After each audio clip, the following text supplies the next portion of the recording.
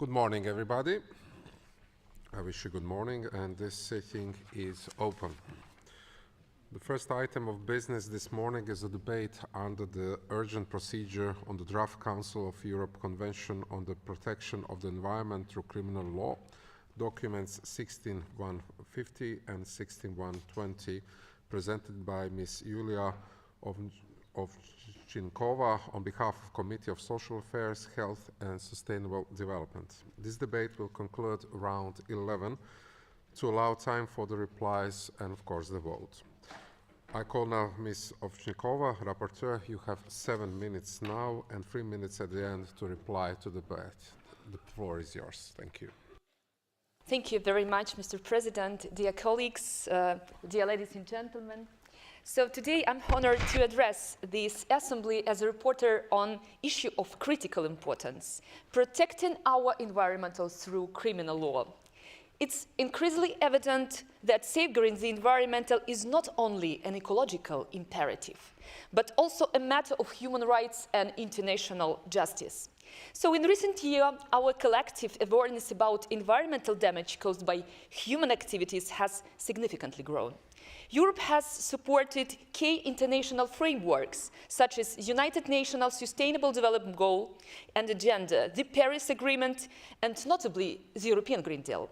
So more recently, through the 2023 Reykjavik Declaration, our member states explicitly recognize the urgency to act on the triple planetary crisis, notably by acknowledging the human rights to a clean, healthy and sustainable environment.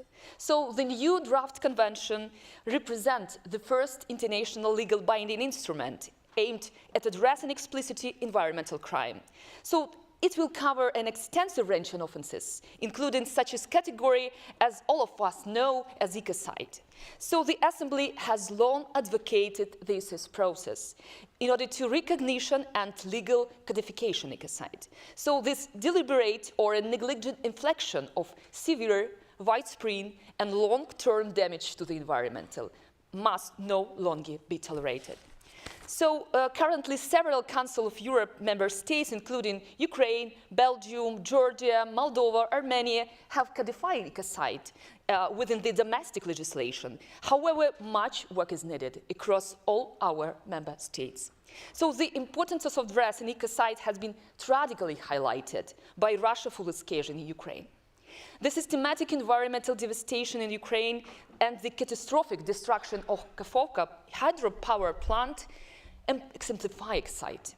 Such destructive and demonstrate why ecocide urgently requires international recognition as a criminal offense persecutable at the highest level, including through the International Criminal Court. In line with this, I propose that the Assembly should promote not only the recognition of ecocide, as mentioned in the preamble with the reference of relevant PACE resolution and recommendation, but should also call its codification in both domestic and international law. Moreover, our Committee of Social Affairs, together with the colleagues from the Legal Affairs Committee, identified areas in the draft convention that needed enhancement. So notably, we propose reinstated provision related to the unlawful fishing activities. Illegal, unreported and unregulated fishing remains a significant global challenge for all of us. It undermines marine ecosystem, devastating biodiversity, and harm coastal communities. So restoring this offense, the convention would align with existing international standards, including the FAO International Plan of Action and EU regulations. So clearly defining and criminalizing unlawful fishing strengthens our collective capacity to safeguard marine ecosystem and their available resources. So another essential addition, we propose to cover illegal logging, which is the root problem of deforestation. The draft convention not only covers dry and illegally harvested timber.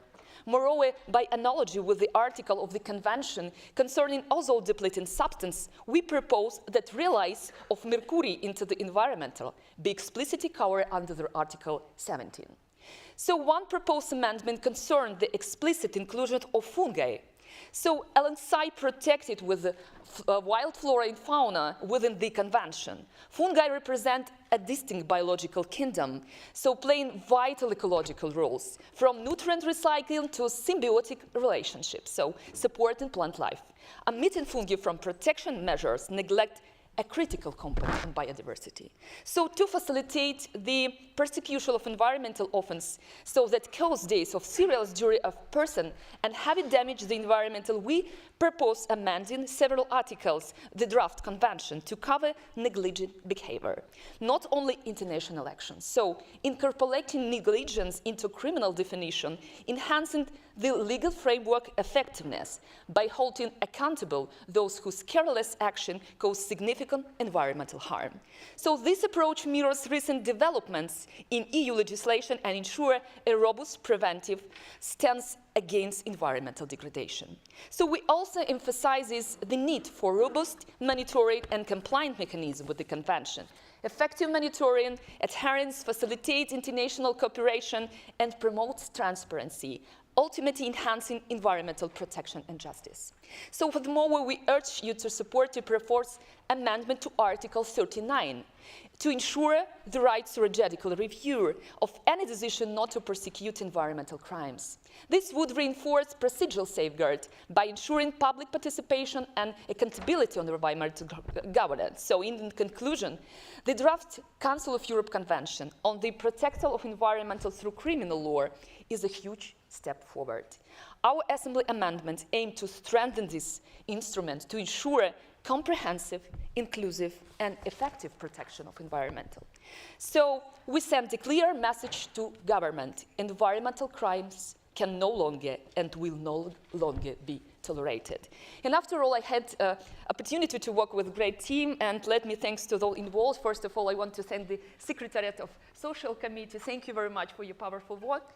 Aiste Ramonskauti, I thank you very much for your comprehensive support and wonderful work. I think the chair of the committee, Saskia Kluit, thank you very much for work together. Thank you, Konstantinos Evstaphio from Greece. We represent together and work 1 year in the committee of experts.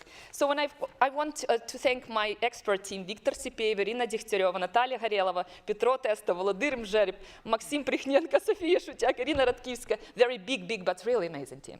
So, and we call upon all the members to support this draft resolution and support convention. Together, we must hold our moral and legal responsibility to current and future generations by protecting our planet from irreversible harm. Thank you very much, dear colleagues. Thank you, Ms. Ovchikova, for presenting the report. Now we follow in debate with speakers on behalf of political groups. And I call first Mr. Georg Loukaides from United European Left. The floor is yours. Good morning, dear colleagues. On behalf of the UEL Group, I wish to express our strong support for the draft convention on the protection of the environment through criminal law, and to thank the rapporteur for her dedicated work. We are here to reaffirm the obvious and unquestionable that the destruction of our environment is not simply an unfortunate byproduct of economic activity. It is, in many cases, a crime, often committed knowingly and with impunity. And like all crimes, it must be punished accordingly. We welcome the Convention's intention to criminalize acts that amount to ecocide, a concept whose time has come to be formalized and codified into relevant conventions and legal frameworks. The deliberate and widespread destruction of ecosystems is not only an assault on nature, but a violation of human rights, of our shared humanity, and of intergenerational justice. The recognition of ecocide as a particularly serious offense is both morally and legally necessary. Dear colleagues, we must be consistent. Environmental crime does not stop at national borders, nor does it end in peacetime. As the Assembly rightly stresses, the Convention must apply in situations of armed conflict, occupation and war. In this light, it is impossible to ignore the environmental devastation in Gaza. Over 300,000 metric tons of carbon dioxide emitted, aquifers poisoned, agriculture obliterated. These are not just tragic consequences of war, but symptoms of environmental warfare. What Israel has committed in Gaza must be seen for what it is, a crime against people and the planet. It is ecocide. We are equally concerned about the decision to water down the monitoring mechanism of the Convention. Strong legal frameworks require equally strong enforcement. Without robust, independent oversight, we risk turning this historic initiative into yet another empty declaration. At the same time, we welcome the Assembly's proposal to broaden the scope of offences, such as including unlawful fishing, illegal logging, and the protection of fungi alongside fauna and flora. The holistic understanding of ecosystems is vital. As the left, we have always stood for environmental justice, not as a luxury for the few, but as a right for all. Let us make no mistake. Environmental justice is social justice.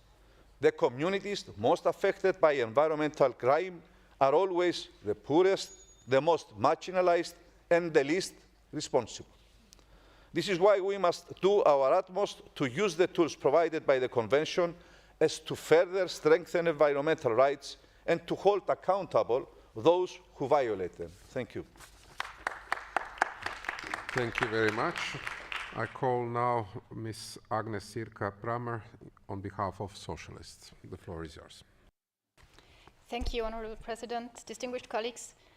Many of us remember when in November 2002, the oil tanker Prestige suffered structural damage off the coast of Galicia. It carried 77,000 tons of heavy fuel oil. As the damaged vessel drifts for days, denied safe harbor by many countries, it broke in two and sank, releasing massive amounts of oil into the sea. The Prestige oil spill contaminated over 2,000 kilometers of coastline, devastated marine life, and destroyed local fisheries. And yet, the legal response fell far short of justice. The ship, flying a flag of convenience, was operated through a complex network of companies. Responsibility was diluted. For over a decade, no one was held truly accountable. And not until 2016 that the ship's captain received a conviction while the owners and the operators escaped liability.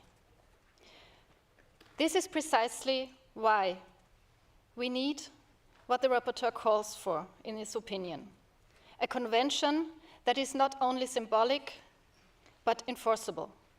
A convention that closes loopholes and ensures that crimes like Prestige do not go unpunished. The current draft is a step in the right direction, but it must go further. We fully support the proposed amendments, including the legal codification of ecocide, the inclusion of illegal logging and unlawful fishing, the criminalization of reckless conduct, like in Prestige, and a stronger independent monitoring mechanism.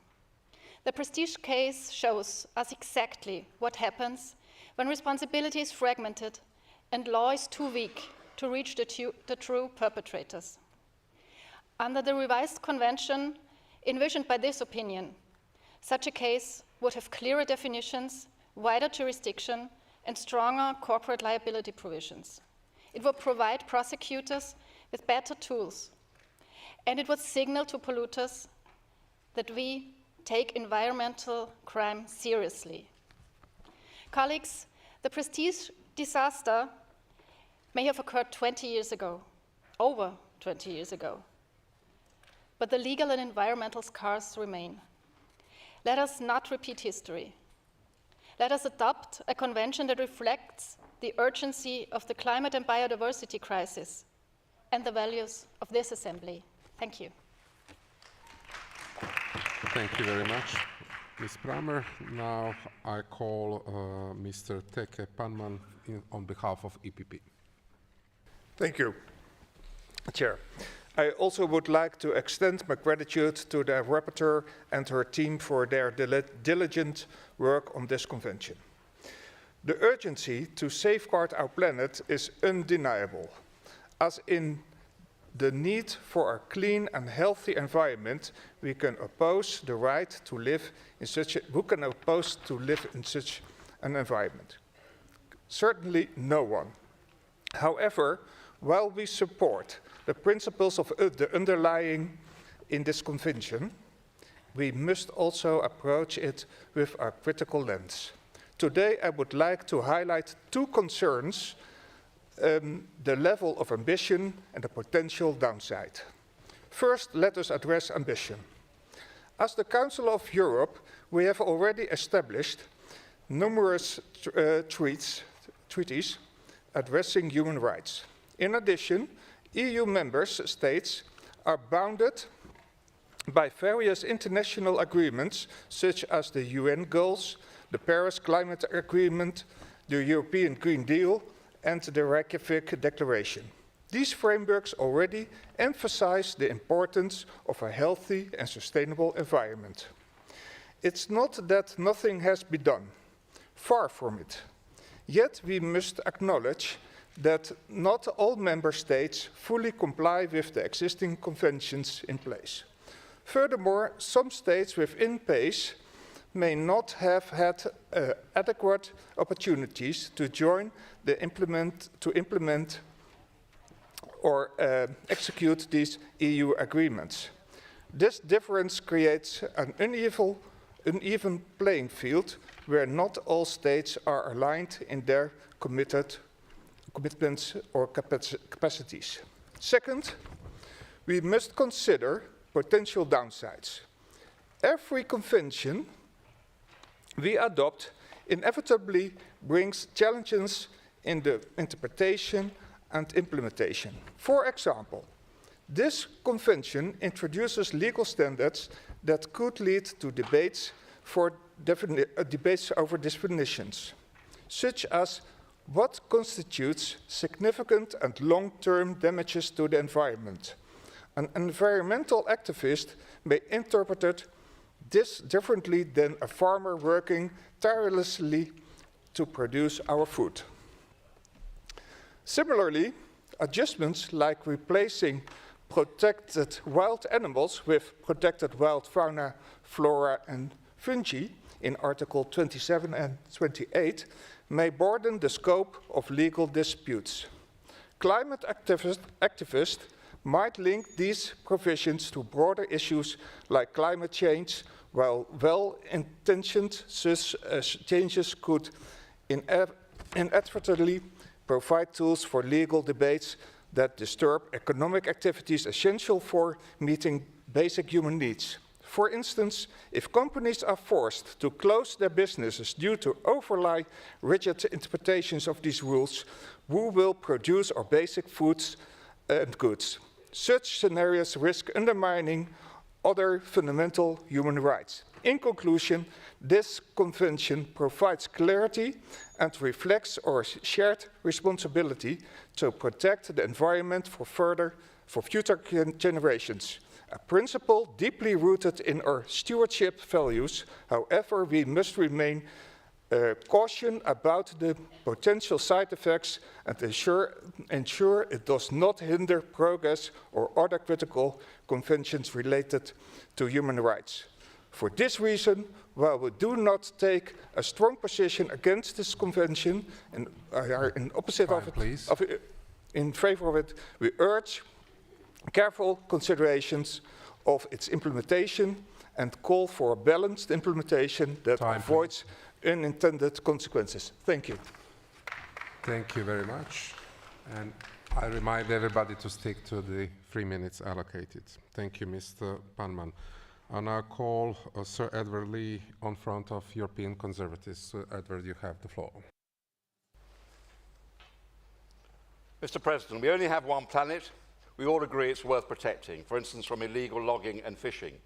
We are custodians of the natural world, not its masters. But net zero by an arbitrary date is a fantasy which has been adopted as a dogmatic tenet of faith by our political class, and it is now being weaponized in the criminal law. G.K. Chesterton once said that when people cease to believe in God, they do not believe in nothing, but become capable of believing in anything. Eliminating Britain's or any individual European country's carbon footprint by an arbitrary date would have a negligible effect on the state of the planet. Countries like China and India will not play by the net zero game. They want to industrialize more, build more, manufacture more, make more money, and cheat more. The entirety of this gain could be erased in a moment by a tiny increase in China's emissions. Indeed, the entire emissions of Great Britain are less than the annual increase of China. And yet forcing Europe to reach net zero by an arbitrary date would come at an immense economic, industrial, and cultural cost. Where is the proper cost-benefit analysis? Now, I have children and grandchildren. How can I face them and tell them that they deserve to live in a Europe that is poorer, less stable, has fewer of the advantages my generation have enjoyed for something that will have zero effect on the state of the planet? In Britain, our blast furnaces at Scunthorpe, near my constituency, are under threat. They are already owned by a company from China, a country which has dumped cheap steel and not very good steel on the world markets and undermined our domestic production. There is a defence and security threat here. The Council of Europe was founded to protect our democratic freedoms and to foster and expand them across a continent, half of which was behind the Iron Curtain when we were founded. Ultimately, all our soft power is reliant on the hard power of military strength and the willingness to defend the just cause of our own people. This is what our family of nations, big and small, is all about. We have seen that kick into gear our Ukrainian friends in recent years. European countries should be ramping up their industrial and manufacturing base, including steelmaking. A great country like Great Britain or any other great country in the world must have the ability to make virgin steel. If this means our government needs to nationalise British steel, then so be it. But here we have a mad situation where we are imposing green tariffs on production, domestic production, making it uncompetitive. So we live in a mad world where the government may now have to buy the coal from China to keep the blast furnaces going. So this is a real threat. In conclusion, we've got to remember that there's no food without farmers. We have to protect ourselves. The more locally grown, the better our food security is. It is pure foolishness to assume that the way we have done things for the past 50 years will continue. By all means, punish illegal polluters in the criminal law. Find them, lock them up. We need to reduce, reuse, and recycle. This is all very welcome. We need to save the planet, not by eliminating our industrial capacity, not by undermining our farmers, and not by pursuing a useless and ineffective policy like net zero by an arbitrary date. Thank you. Thank you, Sir Edwards. I call now Ms. Larissa Bilozir on behalf of ALDE. You have the floor. Thank you, Mr. Chairman, dear colleagues. I would like to thank the rapporteur for such an important report. Big thanks to Yulia Ovchinnika. She did a very good job. And actually, I must tell that she has done a big job to contribute to development of this draft convention for protecting the environment. And Yulia dedicated all her life to science, environmental protection. And I dare say that she is not the best specialist in our parliament, but in assembly too, in the environmental issues. This draft convention is a big step forward in our collective responsibility. Europe has already supported many initiatives, such as European Green Deal, the United Nations Sustainable Development Agenda. But I believe that this draft convention is important since it ensures criminal liability. Environment crimes, including ecocide, often cause widespread, long-lasting harm. Criminal sanctions acknowledge the serious nature of these harms and their public impact, and provide stronger deterrence than civil remedies alone. the framework of this new draft convention is significant because it prevents offenders from escaping liability by operating across borders.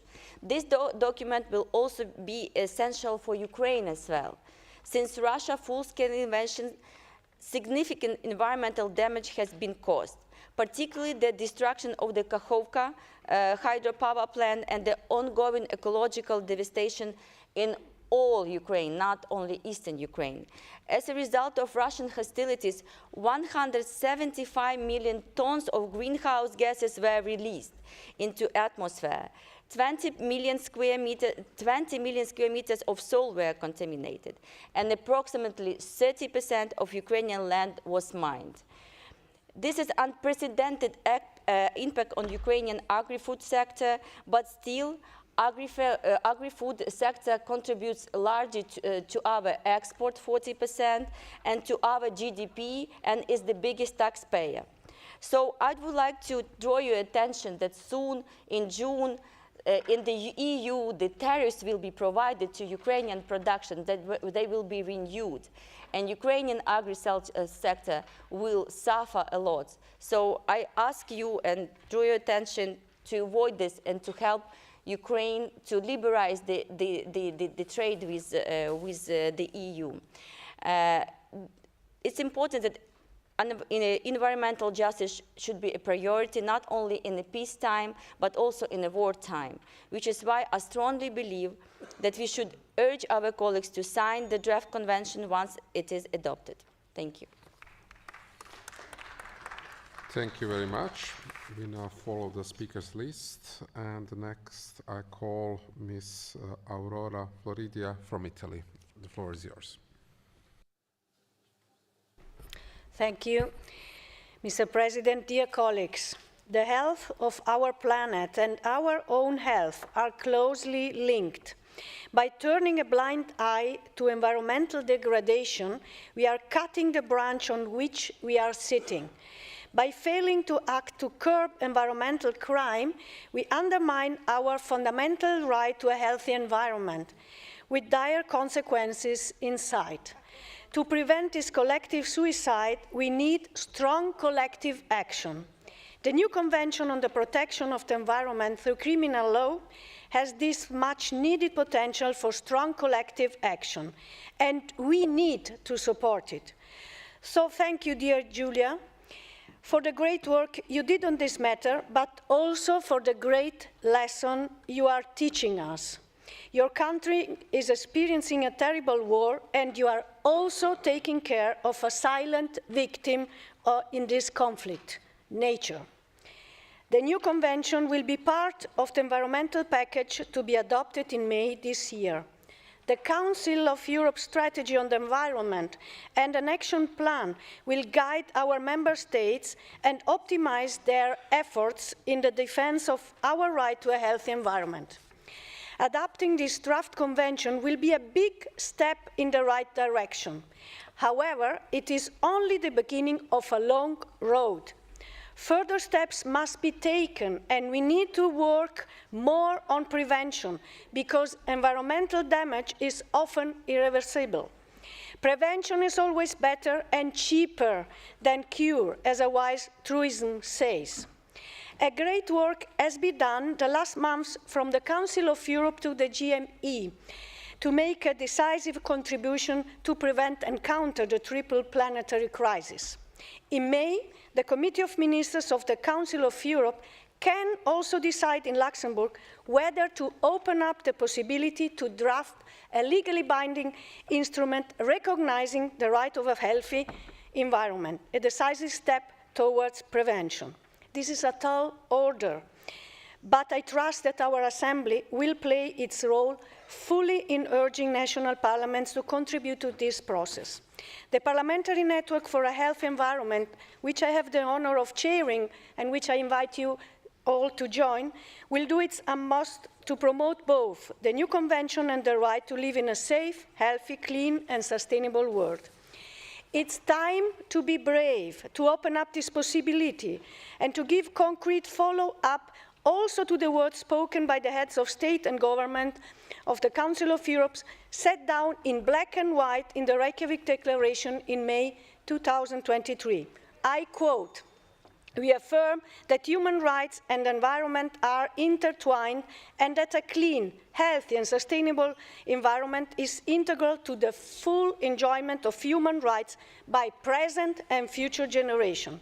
It's time to act now. We owe it to the present and future generation." Thank you. Thank you very much.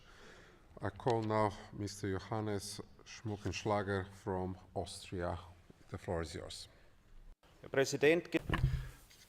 President, distinguished colleagues, the protection of the environment is absolutely vital because it has an impact in all aspects of our existence, and I think there is an absolute consensus in Europe in that regard.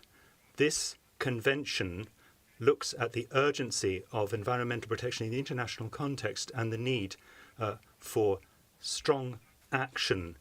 The Council of Europe member states committed in the Reykjavik 2012-23 decision to deal with questions of environmental criminality. This is happening in keeping with United Nations Sustainable Development Agreements and the Paris Agreement. This new draft seeks to be an international instrument that deals with environmental criminality. It covers a large spectrum of actions that can be deemed to be ecocide. It deals with prevention, national and international cooperation, and also minimum standards for how to deal with environmental crime. An important part of the report is the question of dealing with illegal fishing and illegal logging. I'd also like to mention an important topic. Recent data demonstrate that US institutions have given significant sums to environmental NGOs, and we're talking about $2 billion from outside the EU, and the donors are, however, against bioenergy and wish to promote the use of fossil energies. This is climate crime. This is environmental crime at a very high level. We're talking about foreign influence on opinion building in the area of bioenergy and seeking to have to influence it negatively. We must not accept this. We have already talked about the question of foreign influence on our democracy this week, and it's important, therefore, to seek to what extent these NGOs and institutions, who have a lot of funding from US institutions, are seeking to have an impact on our energy, climate and agricultural policy in the EU. We mustn't allow this to be influenced. Renewable energies are the great opportunity for us to make progress in Europe and to ensure that we have energy security and will help to guarantee our independence. Thank you. Mr. Schmuckenschlager, I call now Ms. Olena Komenenko from Ukraine. The floor is yours. Distinguished members of the Assembly, the adoption of this draft convention and draft explanatory report to it will mark a turning point for international environmental law. This is the first legally binding instrument that meets the demand of the time and treats environmental crimes, including ecocide, as the deliberate use of environmental destruction during armed conflict with the seriousness they deserve. The inclusion of provisions applying the convention in times of war and occupation is essential.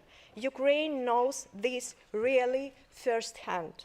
In the 3 years since Russia launched its full-scale invasion, the scale of environmental devastation in Ukraine has been unprecedented. Over 280,000 buildings and structures have been destroyed or damaged. At least 100,000 of them are beyond repair.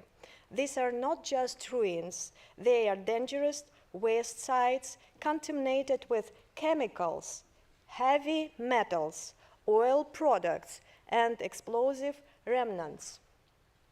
This is not collateral damage. It is systematic and deliberate environmental destruction, what many now define as ecocide, committed by the Russian Federation. Today, a quarter of Ukraine's territory is mined. 25% of Ukraine's territory is mined. More than 500,000 explosive devices have been neutralized so far. Our forests have been suffered immensely. 3 million hectares affected, with over 500,000 hectares contaminated. Only 1/6 of these areas have been demined. The destruction of the Kakhovka Dam in June 2023 caused catastrophic harm. It released 83,000 tons of heavy metals into the Dnipro River, flooded protected areas, destroyed ecosystems, and cut off access to drinking water of 700,000 people, both in occupied areas and those under Ukraine's control. The climate toll is equally alarming. Scientists estimate that CO2 emissions resulting from hostilities, fires, fuel spills, and forced displacement already total 230 million tons. The financial cost of environmental damage is approaching 85 billion euros. These consequences are not limited to Ukraine. Air and water pollution, ecosystem collapse, their effects are already felt across borders and will continue to endanger the region's environmental stability. And it will continue endanger your countries, dear colleagues.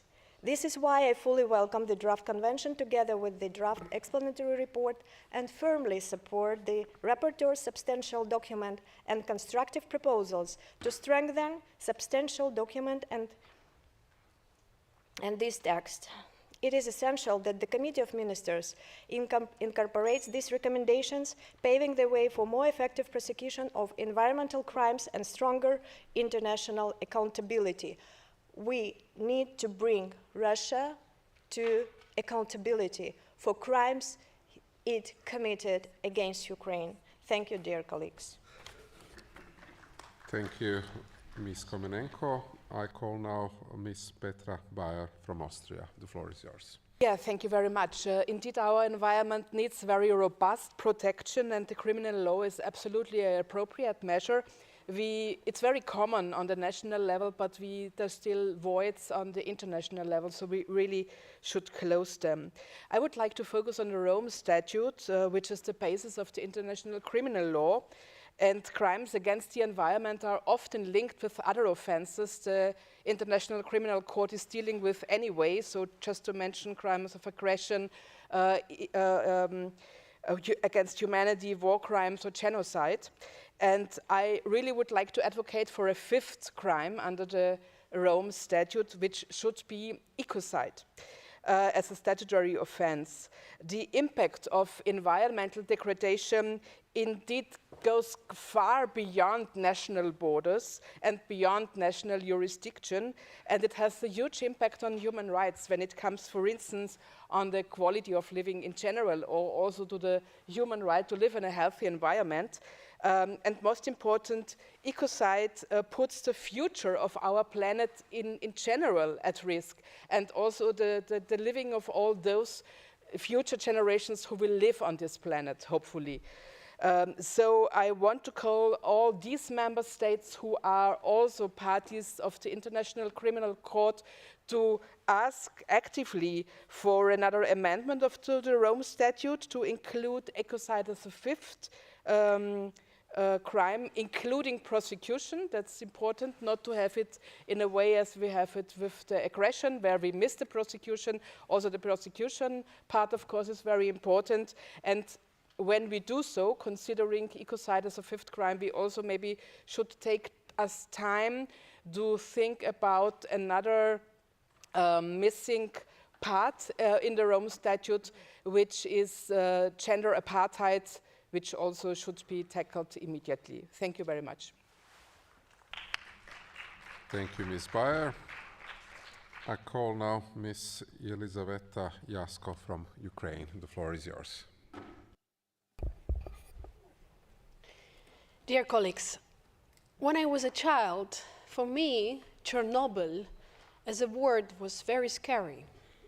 But in the same time, all of us in Ukrainian delegation, and not only, we were raised with the knowledge on Chernobyl and the consequences of Chernobyl.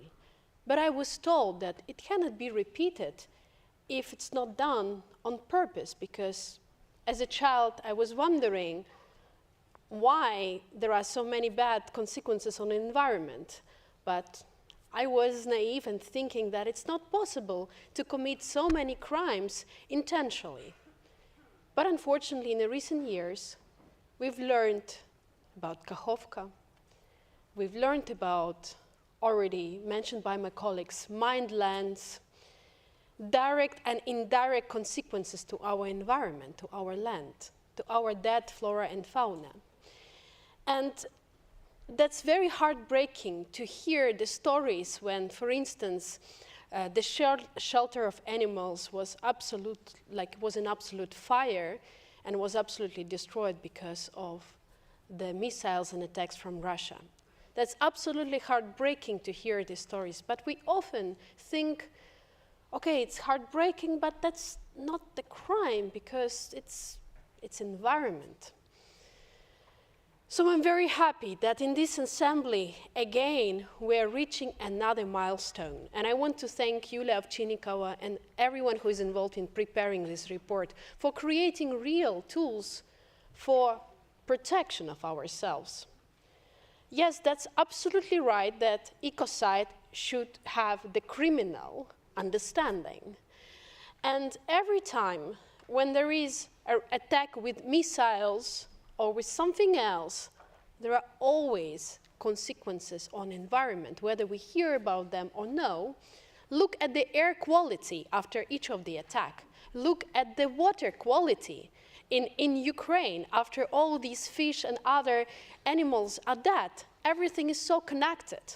So I urge everyone, of course, to adopt this convention, but also to make decisions on taking part possibly in Ukraine reconstruction, but with a sustainable approach and making sure that we build environmentally friendly and healthy environment. Because if we don't do it, then we will suffer with our public health consequences, and that's very important to address. So thanks to rapporteur and to the committee and everyone who was working on that. You're doing a great job. Looking forward to the next steps. Thank you. Thank you, Ms. Jasko. And now I call Ms. Luz Martinez-Seijo. The floor is yours. Gracias. Thank you, President. The speaker cannot be heard. The speaker's microphone is not on, and the speaker cannot be interpreted. Thank you, President. We are dealing with one of the most critical challenges of our time, the protection of the environment. And therefore, I would like to congratulate our rapporteur on this important report. Environmental damage is not just a threat to biodiversity and ecosystem, but it also poses a threat to the welfare and health of present and future generations. And these are crimes that are committed by criminal networks who also commit other kinds of crimes, such as trafficking in persons and corruption. The 1998 Convention and this draft underline the importance of common penal policy in order to better to protect the environment, in order to protect and to punish environmental crimes, promoting international and national cooperation and involving all the various players. The definition of terms such as illegal, water, ecosystem and waste, and establishing a broad range of environmental crimes, including pollution and the improper management of dangerous waste, and countering the climate change. All of this is vital for the proper application of environmental laws. And these crimes must be recognized and properly punished, and industry must be responsible for its impact on the environment. It is therefore essential to protect victims and witnesses to ensure that environmental crimes can be reported and prosecuted. We must implement measures to protect those who report these crimes and cooperate with authorities if we really wish to have allies in protecting ecosystems and biodiversity. State cooperation is vital in order to counter environmental crimes and which cross frontiers. We must bolster our international cooperation mechanisms in order to investigate, prosecute and punish environmental crimes, and we need dissuasion and prevention, but we also need bilateral and multilateral agreements in order to promote the implementation of environmental laws and to protect transfrontier cross-border ecosystems. In Spain, we have successful examples of international cooperation with the Life Web initiative of the ecosystem restoration system called Doñana, and the cross-border cooperation between Spain and Portugal, and also the National Parks Network, which protects natural areas and promotes scientific research and environmental education. All of us must adopt and adapt our legislation in order to include these crimes as set out in the Convention. This means updating existing laws and creating new provisions in order to tackle these new environmental crimes, but we also need proper monitoring mechanisms, and we need to compile data properly. Our legislation in Spain is an example of where we can have a structured and robust legal network which can contribute to protecting the environment. The combination of national laws with regional and local ones, together with international cooperation, has meant that we have been able to protect our natural environment and to counter climate change. But there's room for all of us to do more in raising awareness and promoting environmental education in order to avoid the consequences of these environmental crimes. And by way of conclusion, may I say that it is fundamental for us to continue promoting these policies in order to ensure cooperation in all these areas to ensure a sustainable and healthy future for us all. Thank you. Thank you, Ms. Martinez-Seijo. Thank you, and that concludes the list of the speakers. I call now Rapporteur Ms. Ovnichkova to reply. You have 3 minutes to reply to the debate. The floor is yours.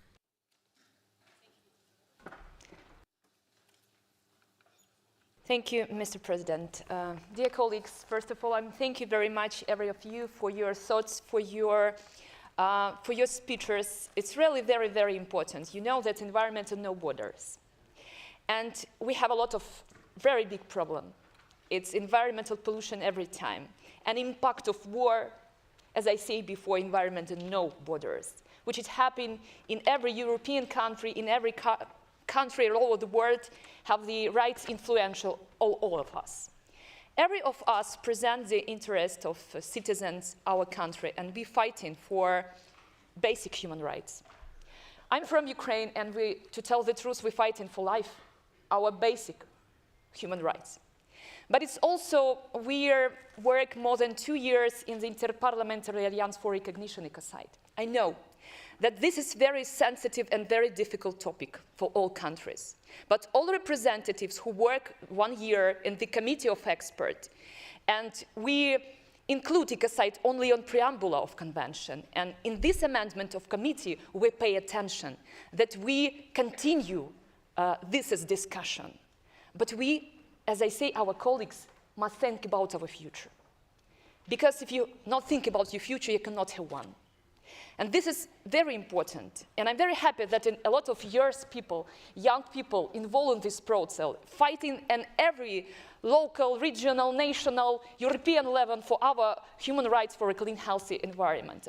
But I'm sure every of our country continues this dialogue and to find this balance between nature, between other stakeholders, because this is very, very important. And after all, this convention is one of those factors that will contribute tomorrow, where future generations of Europeans will live in the clean and protected nature. And I do believe that we can bring this future closer together.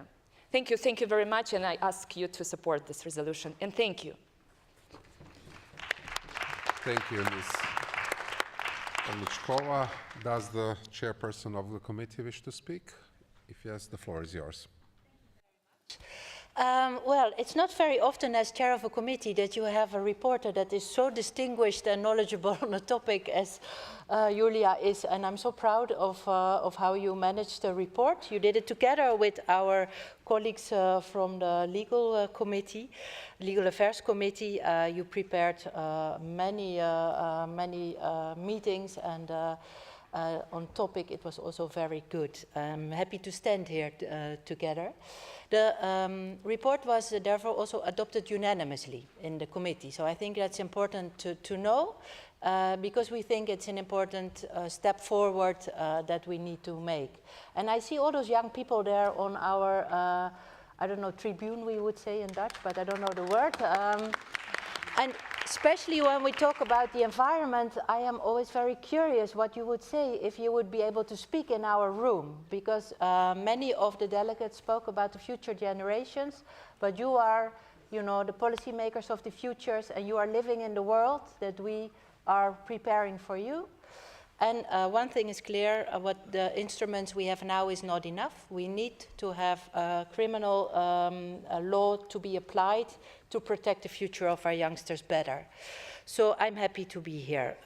We will send a strong signal to the governments across Europe, as represented in the Committee of Ministers, that we stand united in, if we adopt it, we stand united in defending the environment and taking it so seriously that it's also part of the criminal law if you break the law to protect the environment. Because the environment is very often a silent victim of abuse, in our room also sometimes. And by protecting it, we will protect not only our own well-being, but also your future. And I'm very happy that we can attribute to that. I think I have said a lot about it. We can, maybe to finalize, we can contribute today to making the convention a stronger piece of legislation than we having now, so that when it's launched and it's implemented, it will be the first international legally binding instrument to address environmental crimes, covering a wide range of offenses. The ones in Ukraine are very vivid and very impactful for the people in Ukraine, but also, if you talk about food security, it's for the whole of Europe of the utmost importance that we address the topic of ecocide in Ukraine. So, dear colleagues, I hope you will support our report and recommendation, and let's move from words to deeds, and for me, we can start to vote. Thank you, Ms. Kluit. With this, the debate is closed. The Committee on Social Affairs, Health and Sustainable Development, document 16-150, has presented a draft opinion to which no amendments have been tabled. We will now proceed to vote on the draft opinion contained in document 16-150. I remind you that a 2/3 majority is required. The vote is open.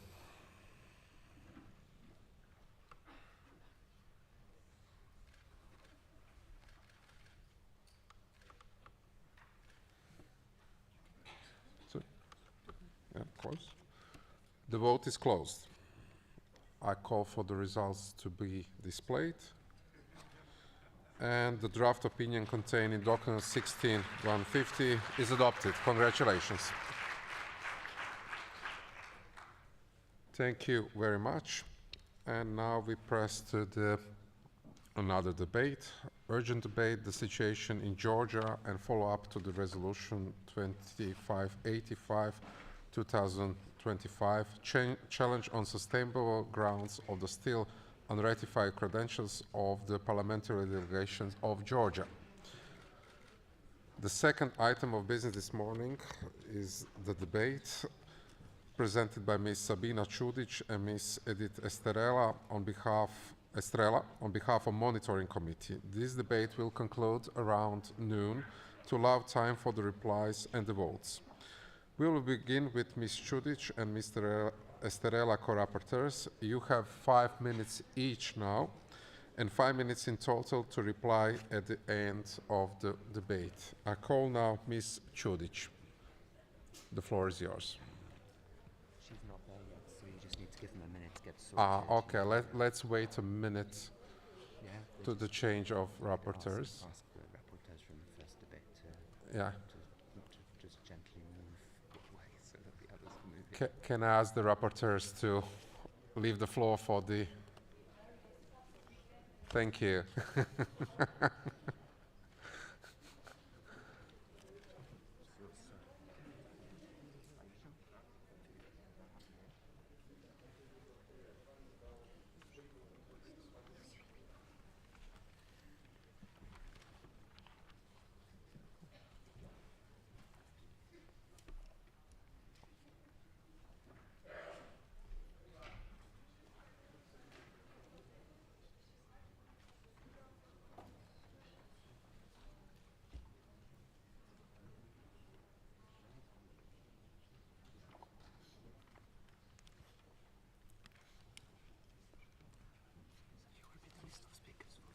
Oh, thank you.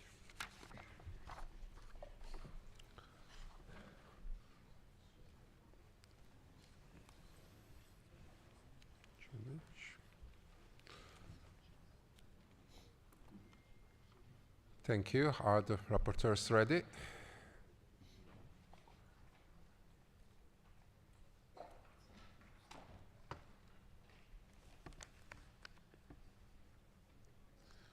Thank you once again. Now we follow on the debate. I give the floor 5 minutes to Ms. Čudić. Ms. Čudić, you have the floor. Mr. Strela, you have the floor. Thank you very much, Mr. President. Dear colleagues, before presenting to you the content of the resolution on the situation in Georgia, adopted by the Monitoring Committee, allow me to begin with a personal note. I have been co-rapporteur for Georgia long enough to say that this is not the resolution I wanted to present to this Assembly. This was not the debate I expected to have at this spring session. Do you remember that in January, the Assembly approved the resolution 2585 on the ratification of the credentials of the Georgian delegation? Do you remember that the Assembly expressed its deep concern about the political crisis in Georgia and condemned the police brutality in the context of demonstrations, as well as the violation of freedom and of assembly and expression, and the crackdown on the opposition and civil society? Regrettably, the situation has not improved since January, and no progress can be reported with regard to addressing the recommendations of our Assembly. On the contrary, according to the latest news and reports from representatives of civil society and democratic opposition, the situation has deteriorated. While ratifying the credentials of the delegation with restrictions, the Assembly outlined a clear set of recommendations and demands with a view to resolving the crisis in the country, on which it expected clear and tangible progress by the time of this session. So, in the draft resolution that we present here today, we therefore take stock of the developments that have taken place in Georgia since our debate in January. We deeply regret that no progress has been made regarding our recommendations, but that, on the contrary, the democratic backsliding has continued unabated. The situation has deteriorated significantly on practically all fronts. no steps have been taken to implement the Assembly's call to immediately initiate an inclusive process involving all stakeholders and social actors to create an electoral environment that is conducive to new, genuinely democratic elections.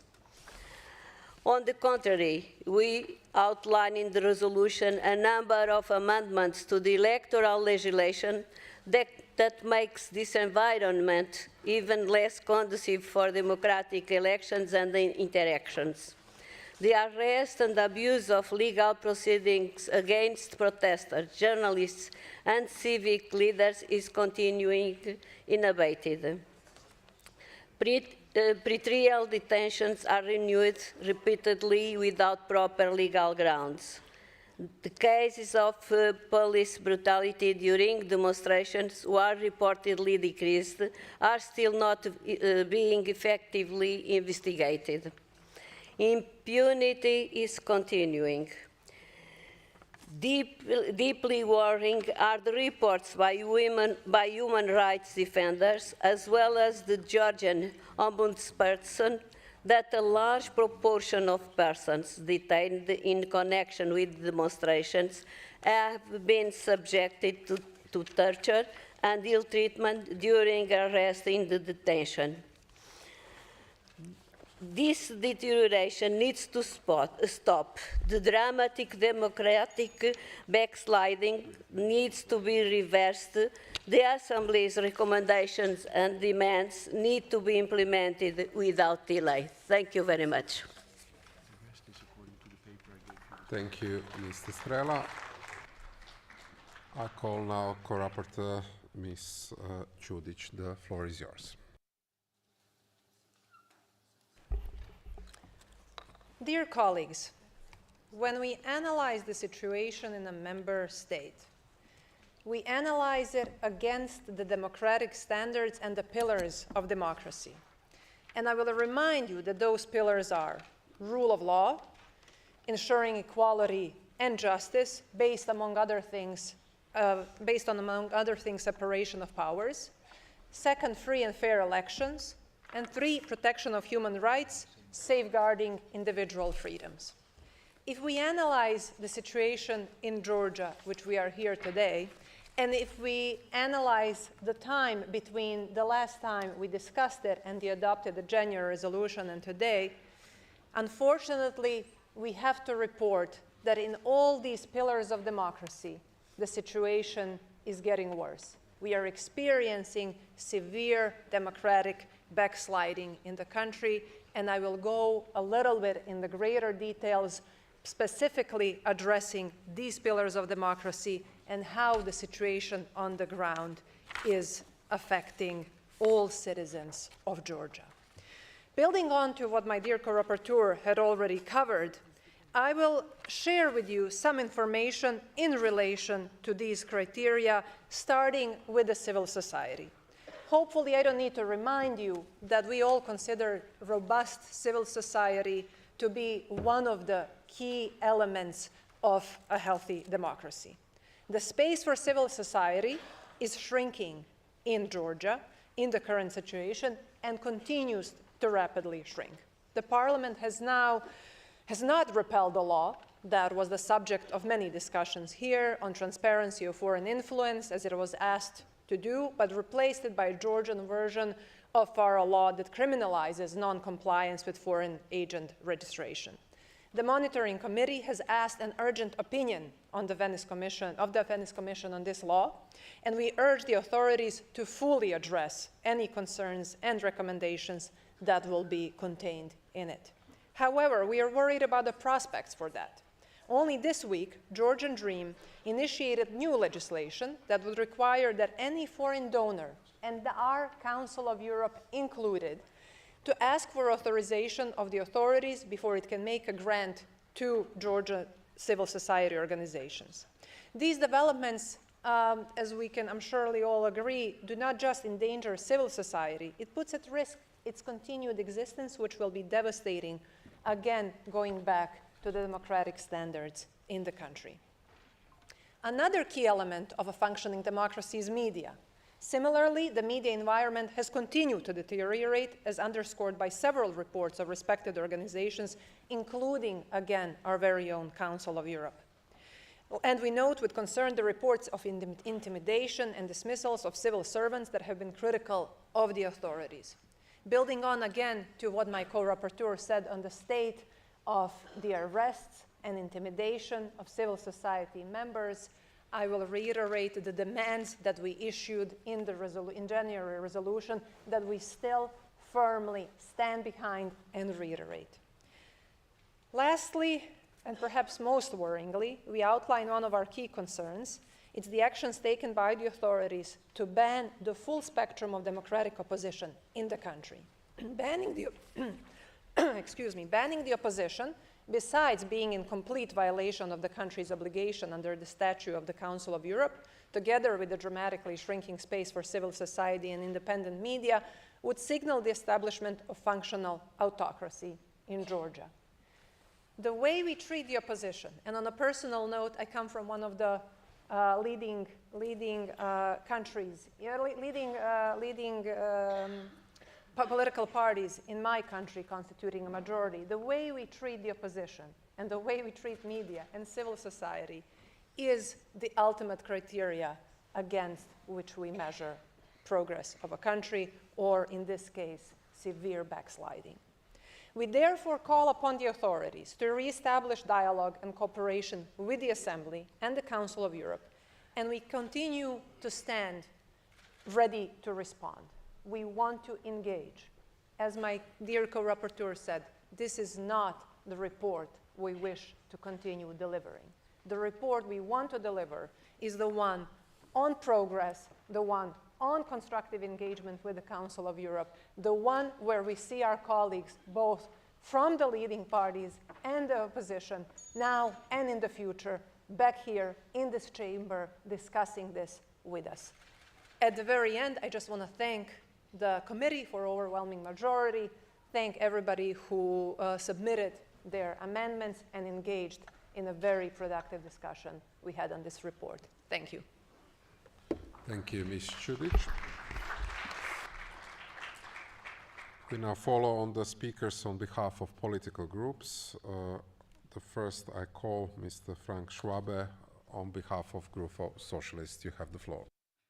Thank you very much, Mr. President. Thank you very much to the co-rapporteurs, Sabina Kudic and Edith Estrella. And may I say a special thank to Edith, if you allow me, because I really welcome very much and respect very much this kind of work and patience you had with this country. And I know that you do your very best to do everything to bring Georgia to a way of democracy, rule of law, and human rights. And it's really a pity to see that the current authorities went away from this way. They look like to go, and we have to be clear and fair enough. There was some hope with Georgian Dream, and I can say it as a chair of the SOC group that they were members in our group, and we try to work together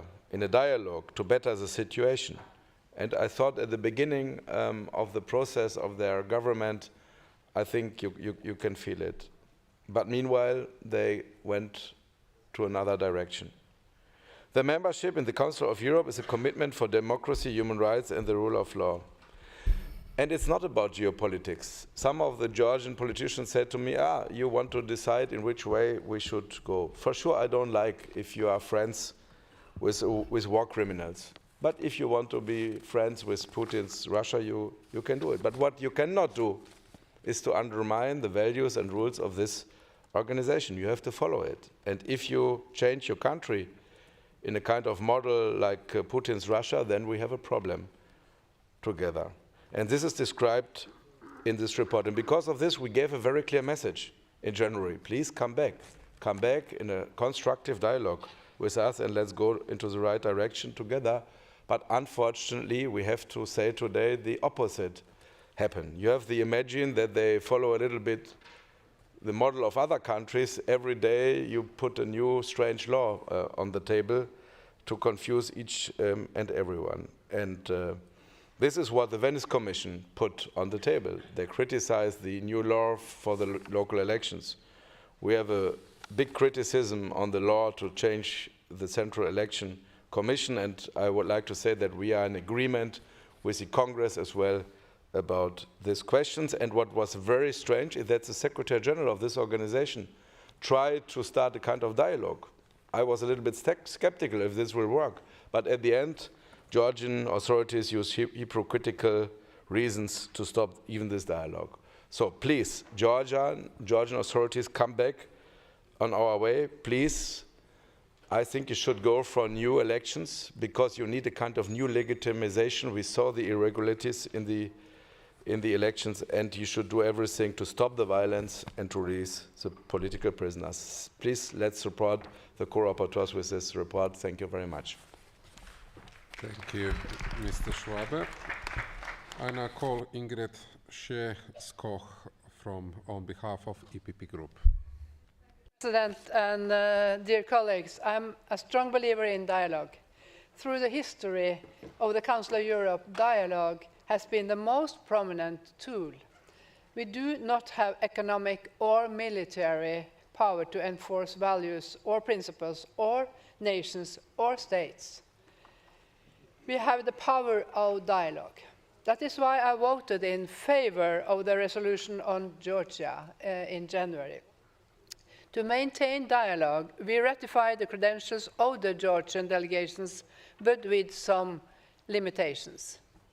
Still, the Georgian delegation chose to leave the Assembly and to not take part in any of our activities. This wasn't surprising, but I was disappointed. The Council of Europe wants Georgia to stay on their path towards the positive democratic development that we saw until recently.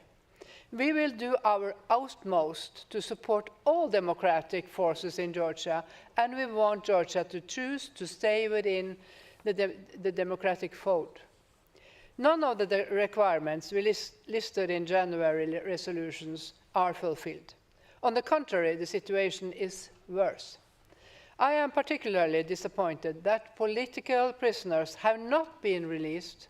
Furthermore, new elections must be held and interference from Russia must be avoided. I still believe in dialogue, but dialogue is a two-way exercise. I therefore call on the ruling party of Georgia to engage in dialogue with the Council of Europe, with PACE and with the Venice Commission on how to fulfill their membership commitments. To be a member and not participate is not acceptable. I also encourage the government and the democratic opposition to engage in dialogue with each other. Both position and opposition must be met in Parliament and our Assembly. Both sides are needed in a democracy. It is impossible for a country to reach sustainable solutions or to prosper without the position and the opposition listening and talking to each other. This is what democracy is about. It's a joint responsibility. The Assembly will keep insisting on this again and again, because history has shown that democracy is by far the best way to secure lasting and prosperous peace in Europe. This also applies for Georgia. The best way for you to secure a democratic and prosperous future for your people is to commit to and fulfill your commitments as member of the Council of Europe, the most prominent human rights organization in Europe. Thank you. Thank you, Ms. Skoch. I call now Ms. Elisabetta Gardini on behalf of European Conservatives. The floor is yours. Grazie, signor. Thank you very much, President. Colleagues, I've read with attention the resolution, and I think the concerns raised, I think we have to acknowledge, are justified and warrant serious debates, signs of democratic backsliding, growing tension between institutions, difficulties when it comes to fully guaranteeing the fundamental rights of citizens. Of course, none of this can leave us indifferent, but it's for that reason that we believe it's essential that dialogue with Georgia remains an open dialogue. It's in moments of most difficulty that exchange and debate becomes even more necessary. So we do not share the proposal that would seek to suspend the credentials of the Georgian delegation, and certainly not proposals that would seek to cut Georgia adrift from the Council of Europe. I believe that would be a serious mistake, a step that would risk isolating the country and pushing it even further away from the principles that this assembly embodies. I think we need to recall that when we say Georgia, we're not just talking about the Georgian government, we're talking about a people that looks with hope to Europe, a civil society that's active and courageous. So many young people in Georgia who are fighting for the values that we share: freedom, democracy, the rule of law. And I think they have to feel our proximity and our support. That being said, I think we need to be clear. Maintaining an open dialogue doesn't mean signing a blank check to the Georgian government so that it can trample underfoot democratic principles. On the contrary, a young democracy such as Georgia cannot nor should it have political prisoners. When a government ends up being afraid of its own citizens, it forfeits the very foundation on which its democratic legitimacy is based. In that case, it should have the courage to restore faith or trust in itself, or if it's not able to do that, then it should have the courage to enable the people to have their say and hold fresh elections. So we address a clear and strong appeal to the Georgian authorities. Listen to the recommendations of this assembly, take on board the observations of the Venice Commission, the Human Rights Commissioner, but in particular, listen to the voice being raised by civil society. We sincerely hope that the Georgian delegation can soon return to this chamber, because even when the going is hard, even when positions are far removed one from the other, dialogue is always preferable to silence. Exchange, debate, if it's sincere, is the first step toward a shared solution. So we will stick to our principles, but we're open when it comes to the methods to be employed. Our approach is a balanced, serious one, but we'll never close the door to those who are prepared to make improvements to remedy a situation closer to the values of this assembly. So we need to play our part, not in order to please or punish, but rather to build together a Europe that is fairer, freer, and strongly entrenched in its own fundamental values. Thank you. Grazie, Elisabetta. Yevgenia Kravchuk, on behalf of Liberal Democrats, has the floor. Thank you, President. Dear colleagues, dear rapporteurs, thank you for your patience and your work. In January, this Assembly adopted a very powerful resolution on Georgia. We spoke clearly. The country needs early and fair elections, the release of political prisoners, an independent judiciary, free media, and a rejection of laws that discourage civil society. We send strong signals as a partner, as a friend of Georgian people, as part of one European family. So what do we see just a few months later? Instead of dialogue, as many of you mentioned, new repressive laws. The Parliament is adopting amendments that restrict peaceful assembly, fines, bans, attempts to silence dissent. Instead of releasing political prisoners, new arrests. Today, many voices that the authorities fear are being held in detention. The situation with freedom of expression is also deteriorating. Over the past year, Georgia has fallen in the press freedom ranking from 77th place to 103rd.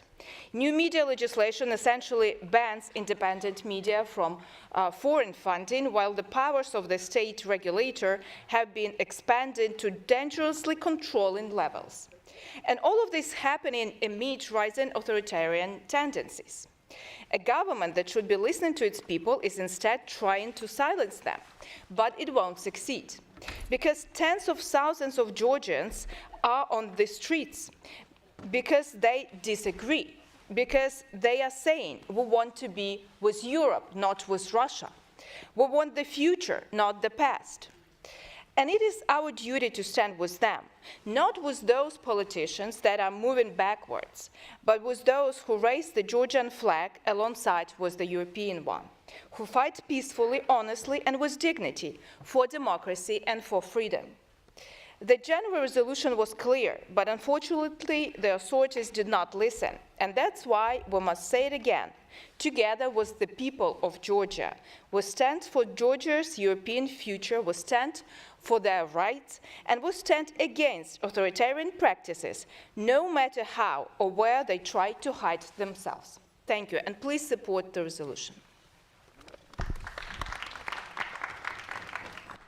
Thank you, Evgenia. On behalf of the United European Left, the co-chair of the group, Andrei Hunko. Andrei. Vielen Dank. Thank you very much, President. Today we're talking about the situation in Georgia and the fact that we do not have a Georgian delegation here. In January, we took a decision to sort of sanction the Georgian delegation, following which they left,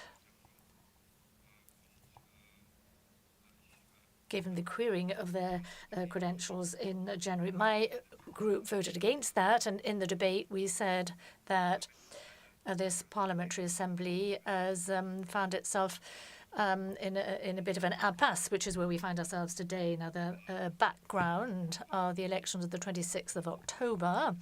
I observed the elections and the run-up period. The Georgian Dream obtained some 25%, the strongest opposition party or alliance 11%. And in my impression, because I have observed a number of elections, my impression was that the level of irregularities was no different than in previous elections or cases, not very different from some of the elections that are held in member states of the Council of Europe. What has changed in Georgia, though, is the geopolitical orientation of the country following the start of the Russian invasion in Ukraine, 22. There was considerable pressure. We have been informed about that. Considerable pressure brought to bear on the Georgian government in one way or another to join in with the sort of confrontation with Russia. The Georgian government refused to do that, not because of a pro-Russian stance, but rather because the Georgian government is afraid that their country would be destroyed in such a war. And the Georgian Dream sort of axed its election campaign on sort of images from Ukraine with destroyed towns and villages, saying we don't want to find ourselves in a similar position. We choose sort of a peace of a war. Now, you might find that right or wrong, but I think it is extremely urgent for us to respect geopolitical diversity. The Georgian government, obviously with the support of the majority of the population, set out on this path, not to be pro-Russian, but rather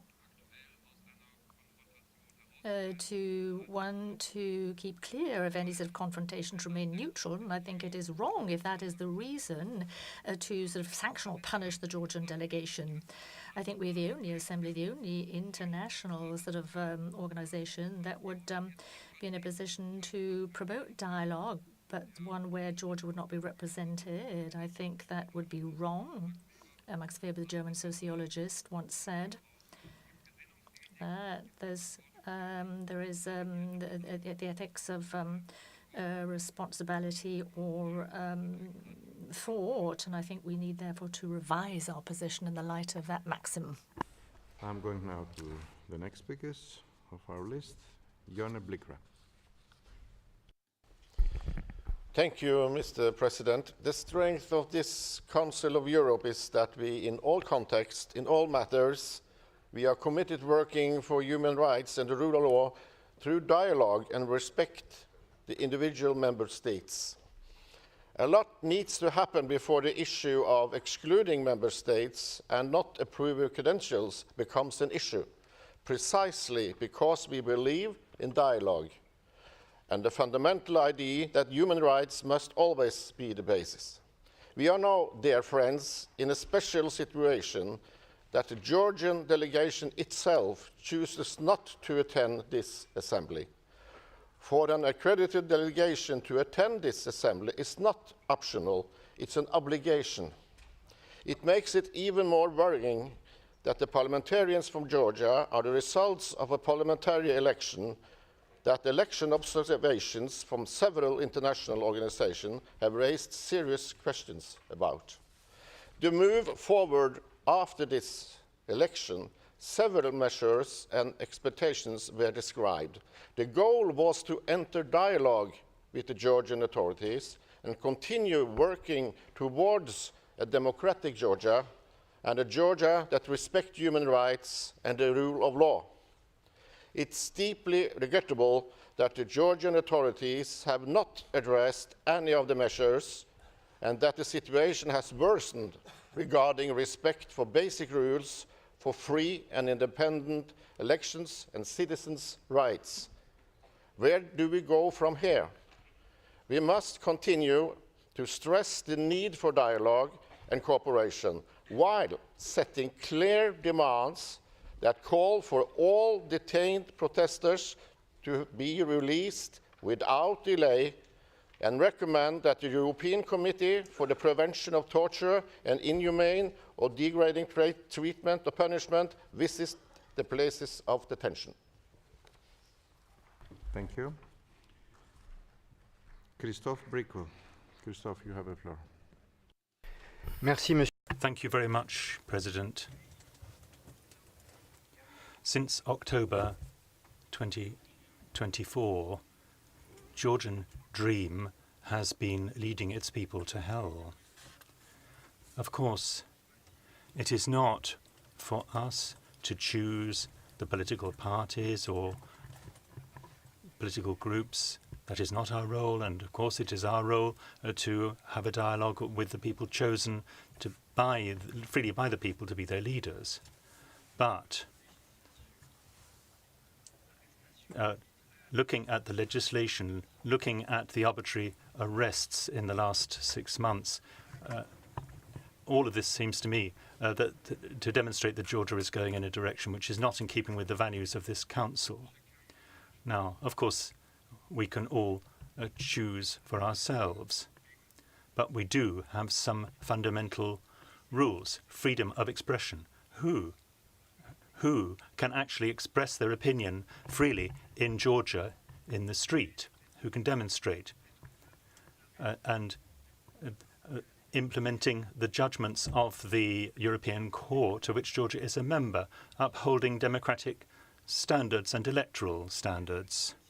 Whatever the situation, it is difficult to talk to a country whose leaders only represent 50 or so % of the voters, even if one accepts those election results and a lot of doubt has been cast upon them. Of course, we must continue to hold a dialogue with Georgia.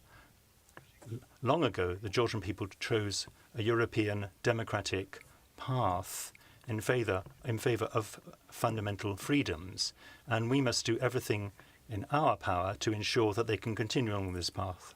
But we must also hold to our fundamentals of democracy and the rule of law and fundamental freedoms and rights. That is what brings us together here, and I think it's important to tell the Georgian regime that these principles cannot be negotiated away. Thank you. Thank you, Christophe. Oleksiy Goncharenko.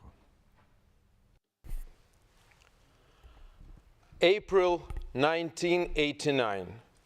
Spring, trees are blossoming, beautiful Tbilisi, Shota Rustaveli and Georgians are standing near their parliament with Georgian flags, fighting for freedom, for democracy, for Georgia, singing the songs.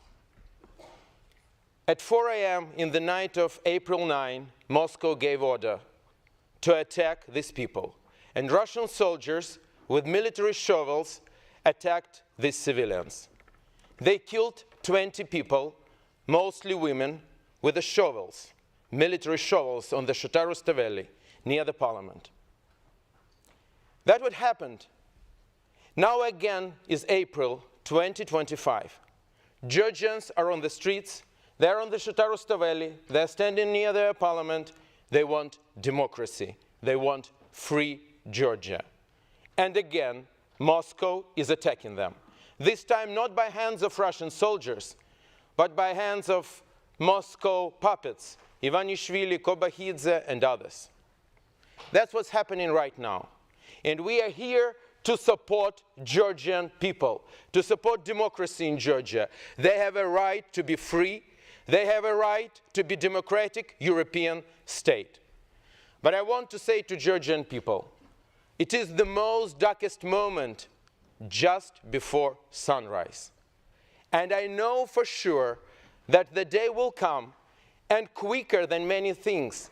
You know, my mother told me one day that I knew always that Soviet Union would collapse, but I never thought that I would see it by my own eyes. Like these Georgians in 1989, they would not believe that in 2.5 years, Soviet Union would disappear. The same will be now. Quicker than many think, Georgia will be free, and we will meet on Shatarustaveli with Nana, with Eka, with Givi and Georgi, with Ear. We will eat Hefsureti, Hinkali, we will eat Ajari, Khachapuri, we will eat Mchadi, we will drink Sapiravi from Kaheti, we will drink Kvevri from Raja. We will celebrate that Tbilisi is one of the capitals of European Union. This day will come, I know this for sure, and this day we will remember all the fighters, and we will be again singing Tbiliso, Mzinzdavarsdebis Mhareo. I know this for sure. The day will come. Sakartvelos, Gaumarjos. Thank you, Alexei. James McCleary is next. Today, Georgia finds itself at a crossroads, not between East and West, but between democracy and authoritarianism. What was once a beacon of democratic hope in the region is now veering dangerously off course. The 2024 elections, which should have been an opportunity to reaffirm Georgia's democratic commitments, have instead revealed a stark and troubling truth.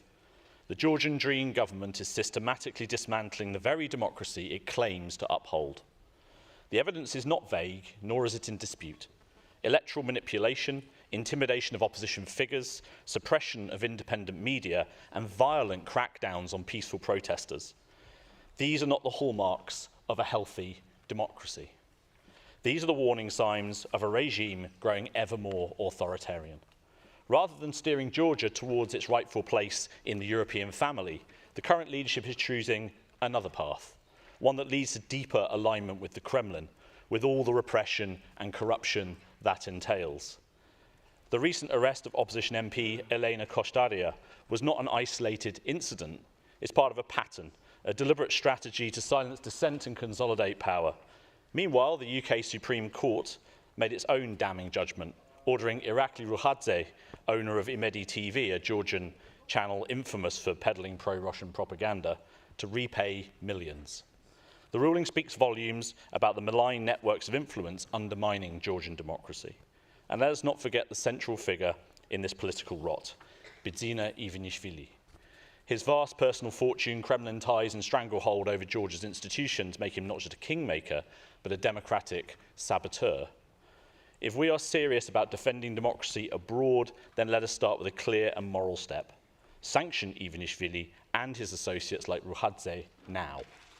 Recently, the UK's Foreign Affairs Committee heard compelling and courageous testimony from President Salome Zurabishvili herself. She did not mince her words. She spoke plainly about the threats facing her country, the pressure placed on its institutions, and the urgent need for the international community, including the United Kingdom, to respond with clarity and conviction. Georgia's people have made their aspirations clear.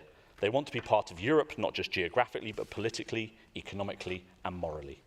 They want a future of accountability, transparency and dignity. They're risking a great deal to achieve it. We must not look away. We must not stay silent. I welcome this resolution and congratulate its authors. The people of Georgia deserve our solidarity, our support and our action. Let's stand with them now when it matters most.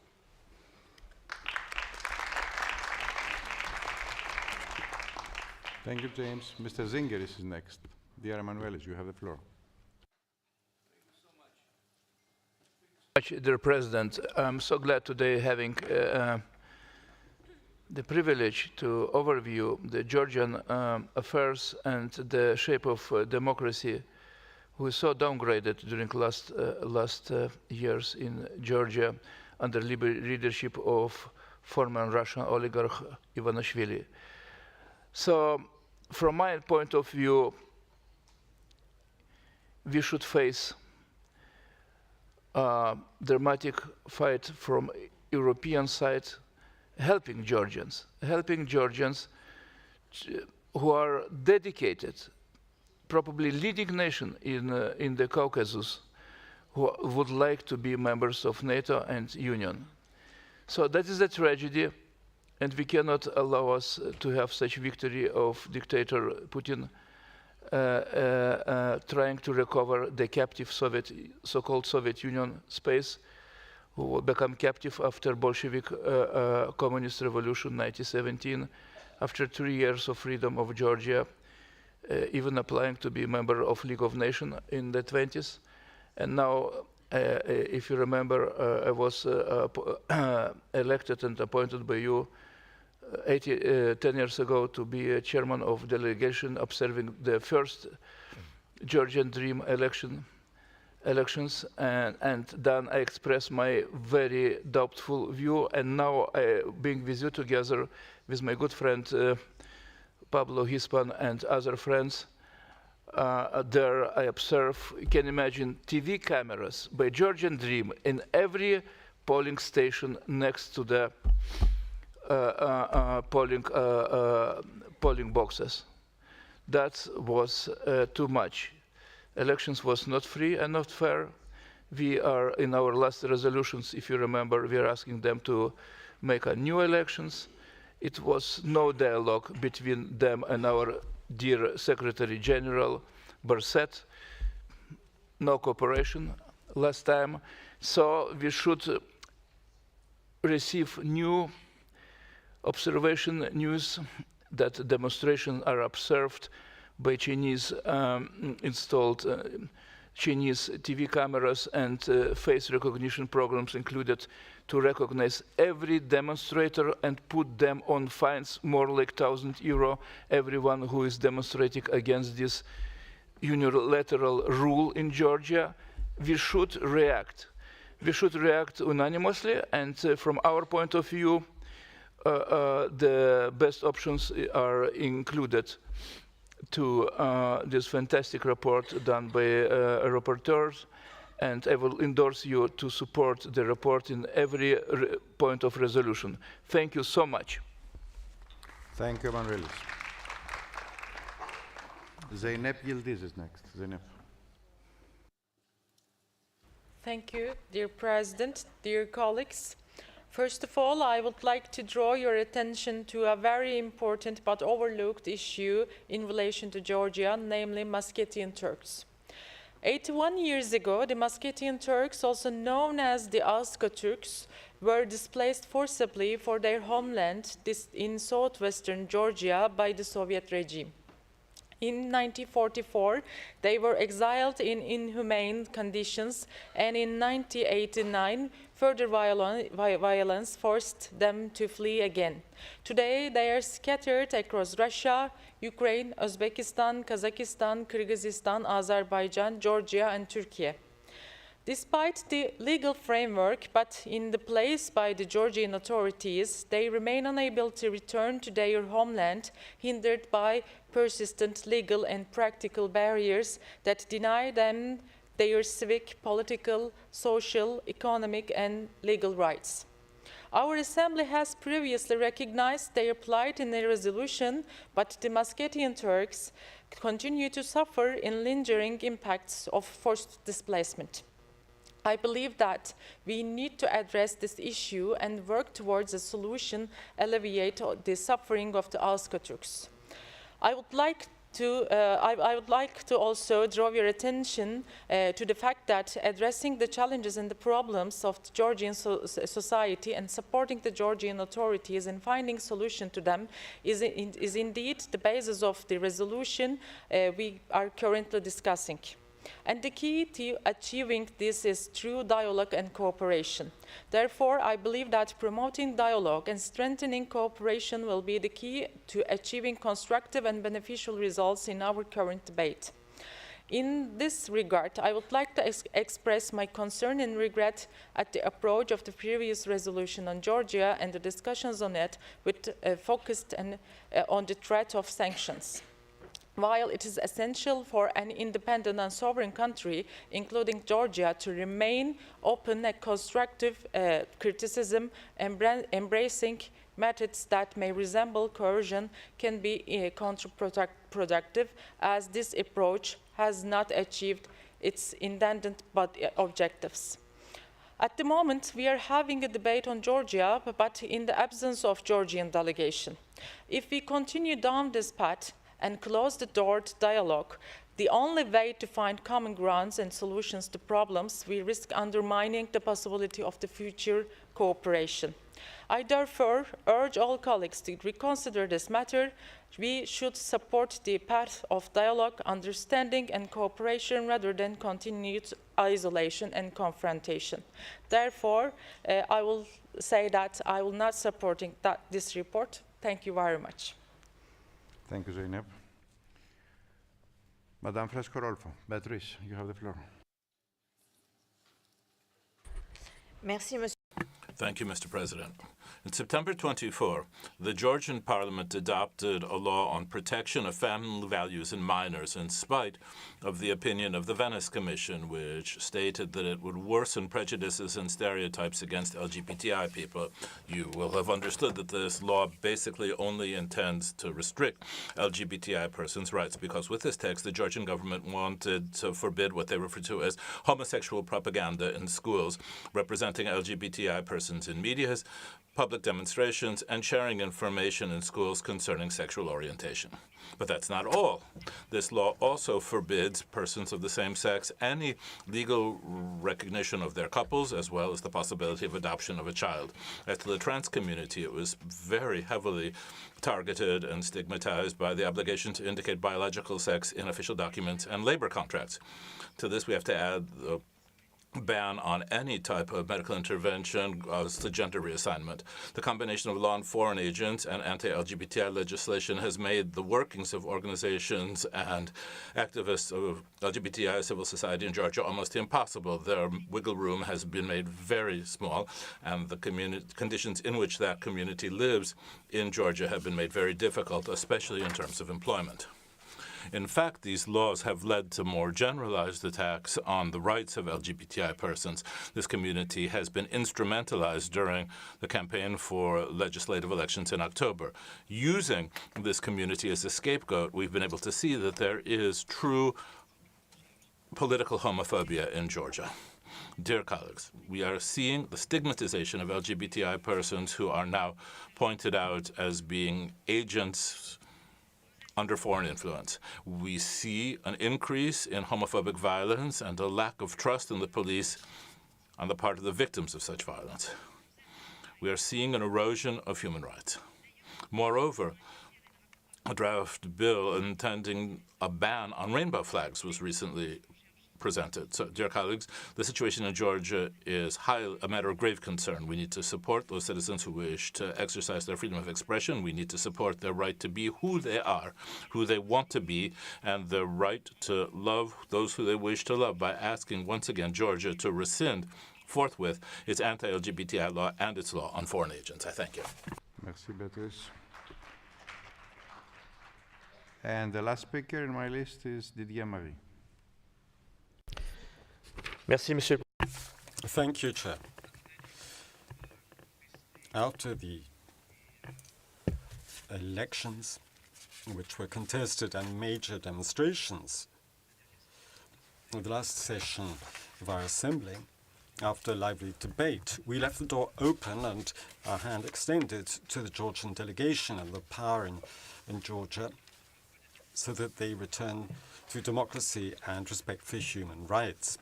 Since then, sadly, the situation has simply worsened still, and Georgia is slowly slipping into authoritarianism. Arbitrary arrests, repression of demonstration, abuse, restriction of the media, and new legislation to actually constrain the number of people those who can stand and those who can vote. In short, the power of Georgian dream isn't turning into a nightmare for the people who continue to demonstrate with great courage. Now, in the unlikely situation that a new delegation were to appear here, we could actually accept their credentials in line with our founding values. However, we should support civil society, send positive messages, support political prisoners and all of those who dream of a different kind of future for Georgia. I'd like to thank the rapporteur and say to her that, of course, I'll support their conclusions. Thank you, Didier. Now, dear colleagues, you know the procedure. The co-rapporteurs, Madame Kudic and Madame Estrela, have 5 minutes to respond. Edith, would you like to start first?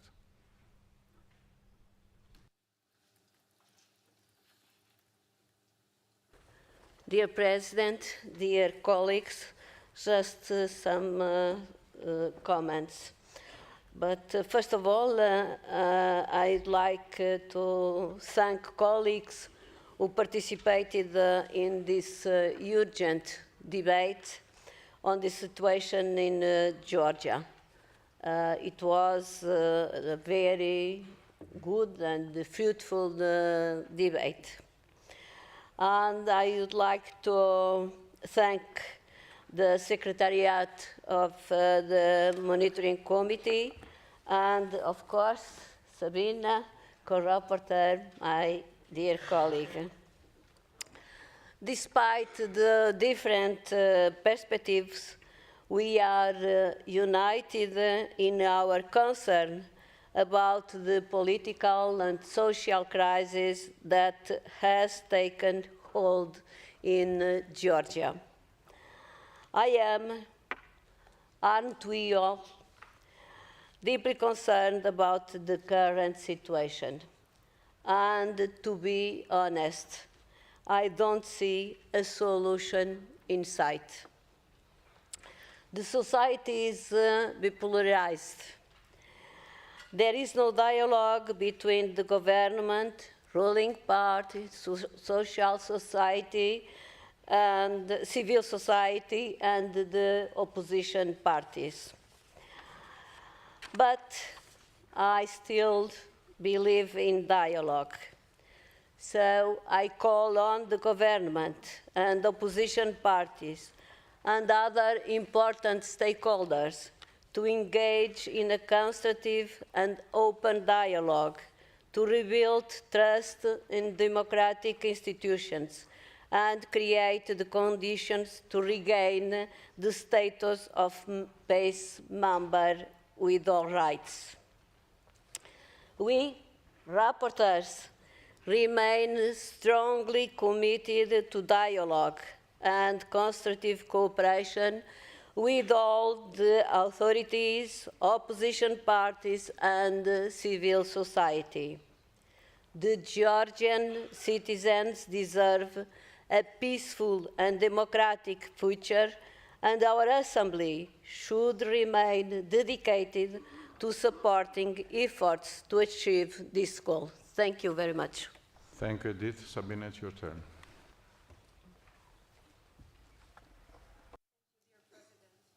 Dear colleagues, I consider it an enormous privilege to stand here today. This is my first time being a rapporteur, And this privilege also comes, as we all know, with certain responsibilities. Same goes with the membership in the Council of Europe. I consider my country's access to European Court of Human Rights, to the Venice Commission, to this chamber, to be an enormous privilege. But that privilege, and I hope we all agree with this, comes with a great responsibility.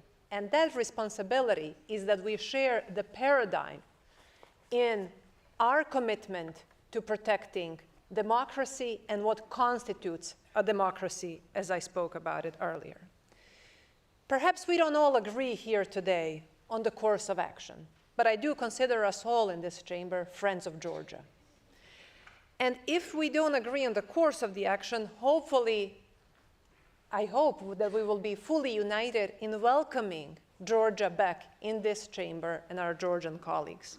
However, hope, as powerful as it usually is and can be, we cannot rely on hope alone. There are actions and recommendations that we need to take.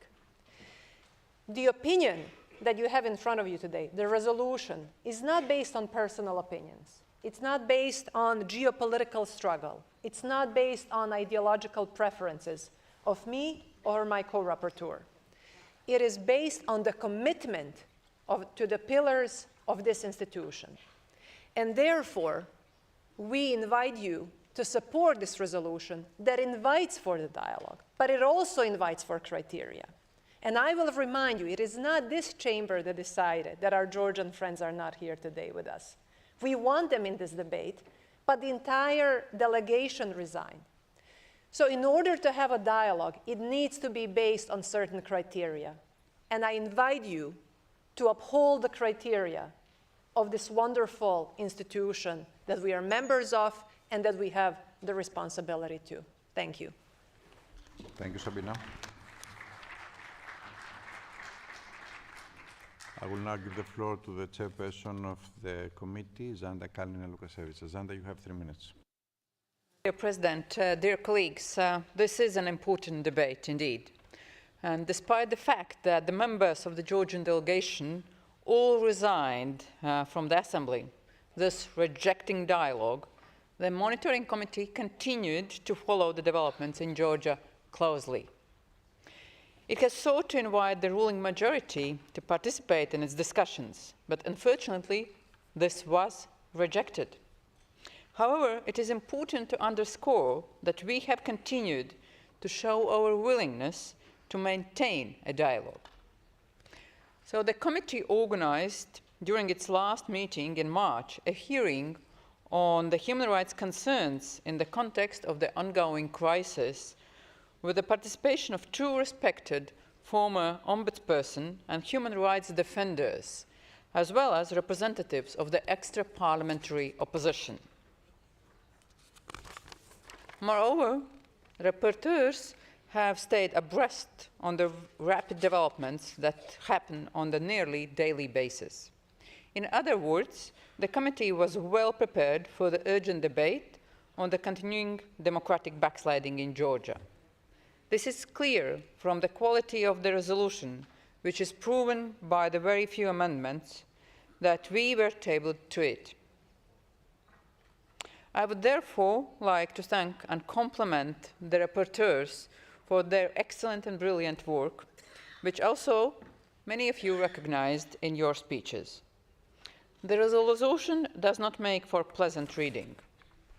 Not only was no progress made with regard to the demands and recommendations of the Assembly as expressed in its January resolution, but the situation has actually further deteriorated and the backsliding continues. Nevertheless, we should not give up. On the contrary, our efforts to find a solution for the ongoing crisis in the country in close dialogue with all political persons and civil society need to continue. And I would like to make a special appeal in this respect. Civil society has always been one of the driving forces for democratic consolidation in Georgia. As is outlined in the report, the space for civil society is dramatically shrinking and its very existence is at risk. We should all go home to our national parliaments and see how we can assist and support civil society in Georgia and protect it from the onslaught against it. So we have to work hard to protect the people who fight for democracy. Thank you very much for your attention. Thank you, Zanda.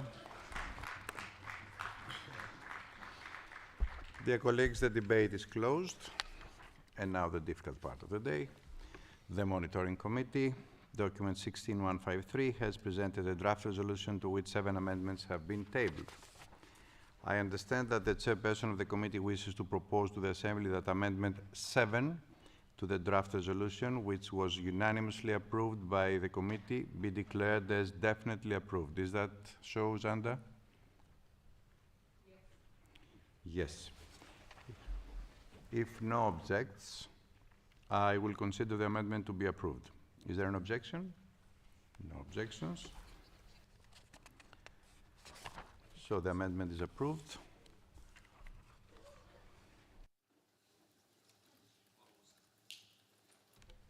I understand that the chairperson of the committee wishes to propose to the Assembly that amendments 5 and 1 to the draft resolution, which were rejected by the committee with a 2/3 majority, be declared as definitely rejected. Is that so, Zanda?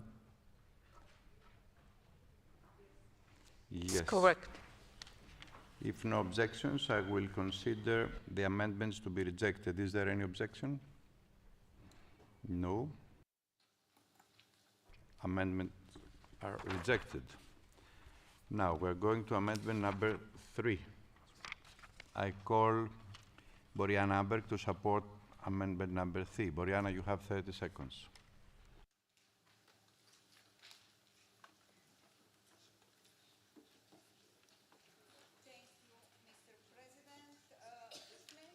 Boriana, have you inserted your badge? So, thank you, Mr. President. The claim to release all political prisoners needs to be explicitly expressed in the draft resolution. So please support this amendment. Thank you. Does anyone wish to speak against the amendment? No. What is the opinion of the committee? Zanda. Committee supported it with a big majority. Okay, I will now put the amendment to the vote. The vote is open.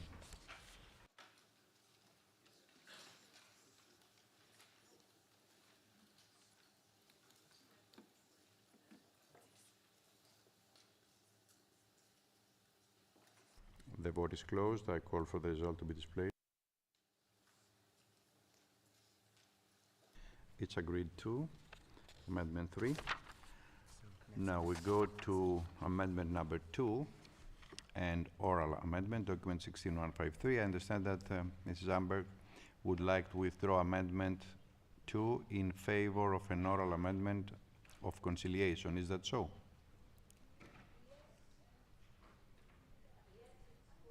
Yes, it's correct is the answer. I have been informed by the committee of an oral amendment as follows. In the draft resolution, paragraph 6 replace the words while welcoming with the following words while noting. In my opinion, the oral amendment meets the criteria of Rule 34.7, paragraph A. Is there any opposition to the amendment being debated? No. That is not the case. I therefore call Mrs. Kudic to support the oral amendment. You have 30 seconds. Sabina, I need you to support the oral amendment. Yes. Yes. The oral amendment, the sub-amendment. The sub-amendment, yes. The amendment of compromise, right? We considered that it would be more reflective of the actual situation to change the word welcome with noting, essentially recognizing reports of decreased violence, however, at the same time understanding that it's a developing situation. Thank you. Okay, does anyone wish to speak against the oral amendment? No, so the committee is obviously in favor.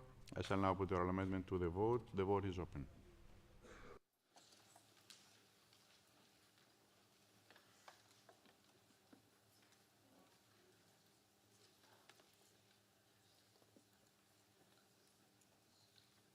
The vote is closed. I call for the result to be displayed. The oral amendment is agreed.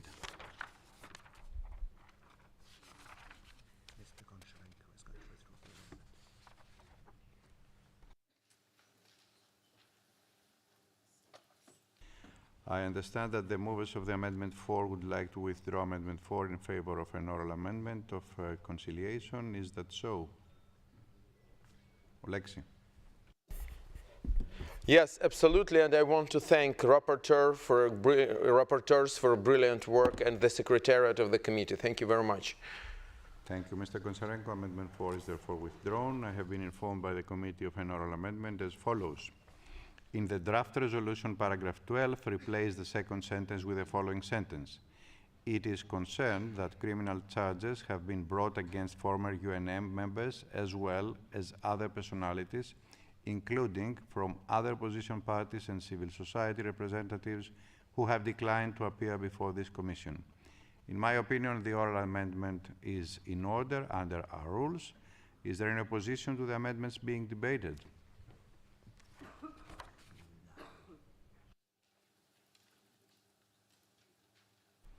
That is not the case. I therefore call Madam Kuric to support the oral amendment. You have 30 seconds, Sabina. Thank you, dear President.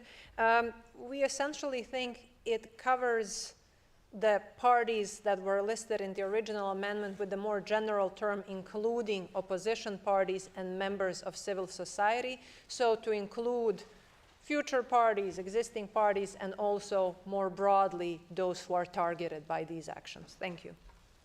Does anyone wish to speak against the oral amendment? No. The committee is obviously in favor. I shall now put the oral amendment to the vote. The vote is open.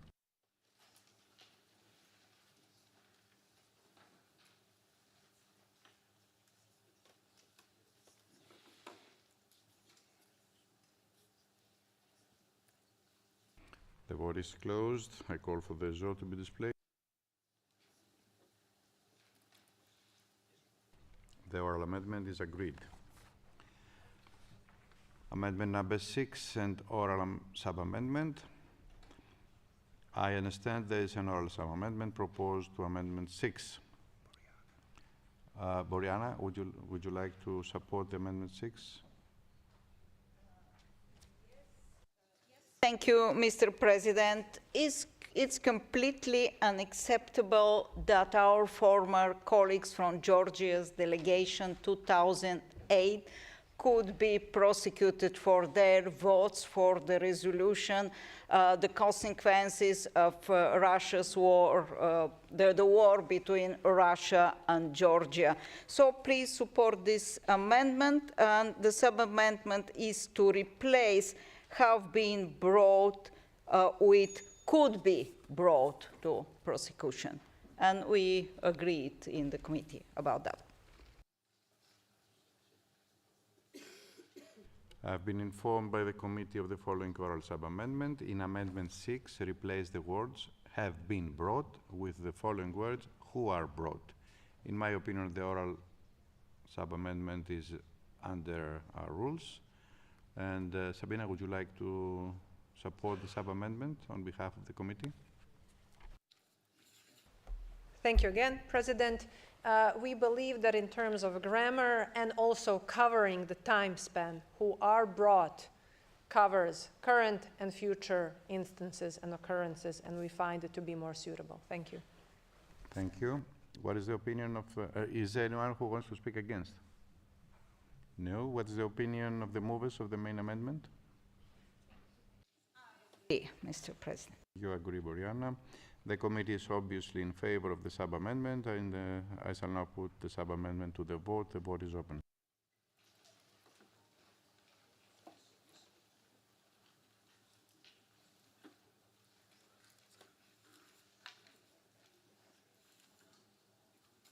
The vote is closed, and I call for the result to be displayed. The sub-amendment is agreed. Now we come to the main amendment 6 as sub-amended. Does anyone wish to speak against the amendment as sub-amended? No. The committee agreed this amendment as sub-amended. I shall now put the amendment as sub-amended to the vote. The vote is open.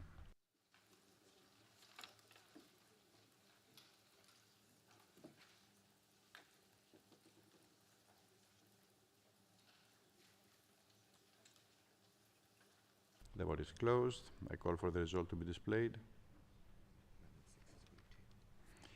Amendment 6 as sub-amended is agreed to. We will now proceed to vote on the draft resolution as amended, contained in document 16153. A simple majority is required. The vote is open.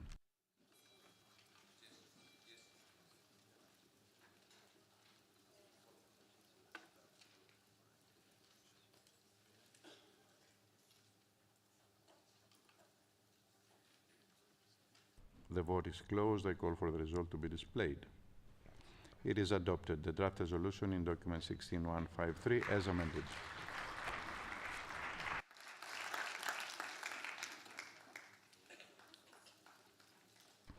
Dear colleagues, the next item of business this morning is the debate on the report titled Legal Aspects of the Accession of the European Union to the European Convention on Human Rights, document 16126, presented by Mr. Titus Korlatsian on behalf of the Committee on Legal Affairs and Human Rights.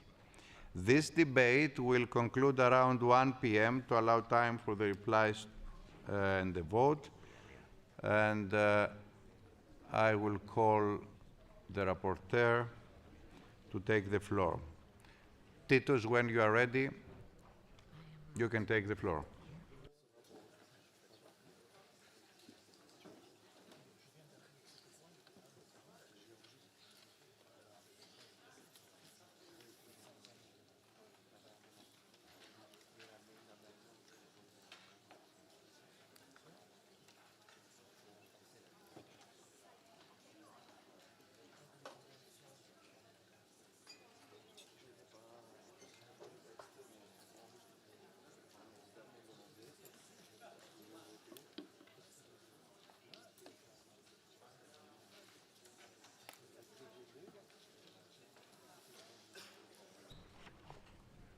Mr. Korlatsian, when you are ready, you have 7 minutes. Okay, you can take the floor. 7 now and 3 minutes at the end to reply to the debate. Dear colleagues, silent. Well, thank you very much, President. Dear colleagues, the purpose of this report was to follow the process of negotiations between the EU and the Council of Europe member states on the accession of the European Union to the European Convention on Human Rights and to address any legal concerns from the Assembly's perspective. As you know, this is a very old story, dating back more than 40 years. The EU-Lisbon Treaty in 2007 finally created a legal obligation for the EU to accede to the Convention. Negotiations started in 2010, and in 2013 all parties agreed to a package of instruments that would allow the EU to accede to the Convention. Unfortunately, in 2014, the Court of Justice of the EU ruled that the 2013 package was not compatible with the EU treaties for different reasons that are explained in this report. After negotiations were resumed in 2020, a provisional agreement was reached on the draft accession package, March 2023, more than 2 years ago. This agreement, which was unanimous and celebrated as an important accomplishment by our heads of states and governments some months later in Reykjavik, solved all the objections that had been raised by the Luxembourg Court in its advisory opinion, except one. You can find the most relevant and substantial changes to the 2013 agreement in my explanatory memorandum. In my view, the draft agreement accommodates the Court of Justice of the European Union's position on the specificities of EU law while preserving the integrity of the convention system and the role of the Court. What remained to be solved was the exclusion, according to the EU treaties, of cases relating to the EU's Common Foreign and Security Policy, CFCP, from the jurisdiction of the Court of Justice of the EU, the so-called Basket 4 issue. This was problematic as it meant that these cases would have to be decided by the Strasbourg Court without any prior assessment by the Luxembourg Court. The EU informed the 46+1 group that this issue would be resolved internally within EU. On September 10 last year, the Court of Justice of the European Union delivered an important judgment in a case known as the EULEX Kosovo case, in which it has clarified the scope of its jurisdiction in relation to CFCP acts. It found that the existing limitation of its jurisdiction in this area can be reconciled with the right to judicial review and to an effective remedy. The new rule set by the Court of Justice is that it will have jurisdiction over CFCP acts or omissions that are not directly related to political or strategic choices. This means introducing, in a way, a political question doctrine into EU external relations law. This judgment has generally been perceived as a positive step that could potentially solve the Basket 4 issue and facilitate the EU accession to continue its course. The Steering Committee of Human Rights of the Council of Europe welcomed this judgment as a promising avenue to be explored for resolving the outstanding issue and encouraged the EU to take the necessary decisions at the earliest opportunity. The only way to be sure that this judgment fully resolves the last obstacle to a final accession agreement would be to ask the Court of Justice of the European Union for another opinion on the new draft accession agreement. We have been informed that the European Commission in this process of preparing a request for opinion to the Court of Justice of the European Union, and I hope that all EU member states will agree or at least will not object to this. In the draft resolution, we make a call to the EU institutions, and in particular to the Commission, to submit a request to the Court of Justice of the European Union without delay, and if the opinion is positive, to proceed with the conclusion of the agreement as soon as possible. This will, of course, take time, because the Court of Justice could take between 18 and 24 months to deliver its opinion. Then, if the opinion is positive, there are several steps that need to be taken for the conclusion. Consent by the European Parliament with 2/3 majority, and unanimous decision by the Council of the EU. Once the final agreement is reached and submitted to the Committee of Ministers, the Committee of Ministers will seize the pace for a statutory opinion on the accession agreement before adopting and opening for signature. Let me also draw your attention to an important provision on the draft accession agreement which concerns us directly. The new Article 7 addressing the election of judges by the Assembly and the participation of the European Parliament delegation in the Assembly and its competent bodies for that purpose. The agreement provides for the participation of a delegation of the European Parliament and the Assembly when it exercises its function of electing judges to the court, and not only for the election of a judge in respect of the EU, but for all judges. If the agreement is finalized, we will have to move quickly and update the informal agreement reached with the European Parliament already in 2011 in order to regulate the participation of the European Parliament in the Bureau of the Assembly and the Assembly's Committee on the Election of Judges. The Assembly has always been a powerful and insistent advocate of EU accession for more than 40 years. The time has come for the Assembly to send again a strong political message to all relevant actors and call for action and avoid any further delays. EU accession to the Convention is needed to fill a gap in the human rights protection system in Europe for the benefit and the protection of all EU citizens and persons within the jurisdiction of the European Union. It would also send an important political message to the world at a time when war has returned to Europe and the rule of force is threatening the international legal order. It would show that the EU is committed to the human rights standards of the Council of Europe and to the rule of law, and that it accepts to be subject to the jurisdiction of the court in the same way all EU member states do. EU accession would certainly be a great example on how we can strengthen the rule of law and the international legal order in Europe in accordance with our values.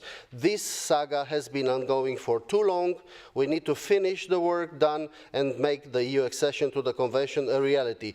This may seem a very technical issue, but accession it will have a great impact on the protection of fundamental rights of all European citizens and will make the EU legal order a more credible and robust system. Thank you so much. Thank you.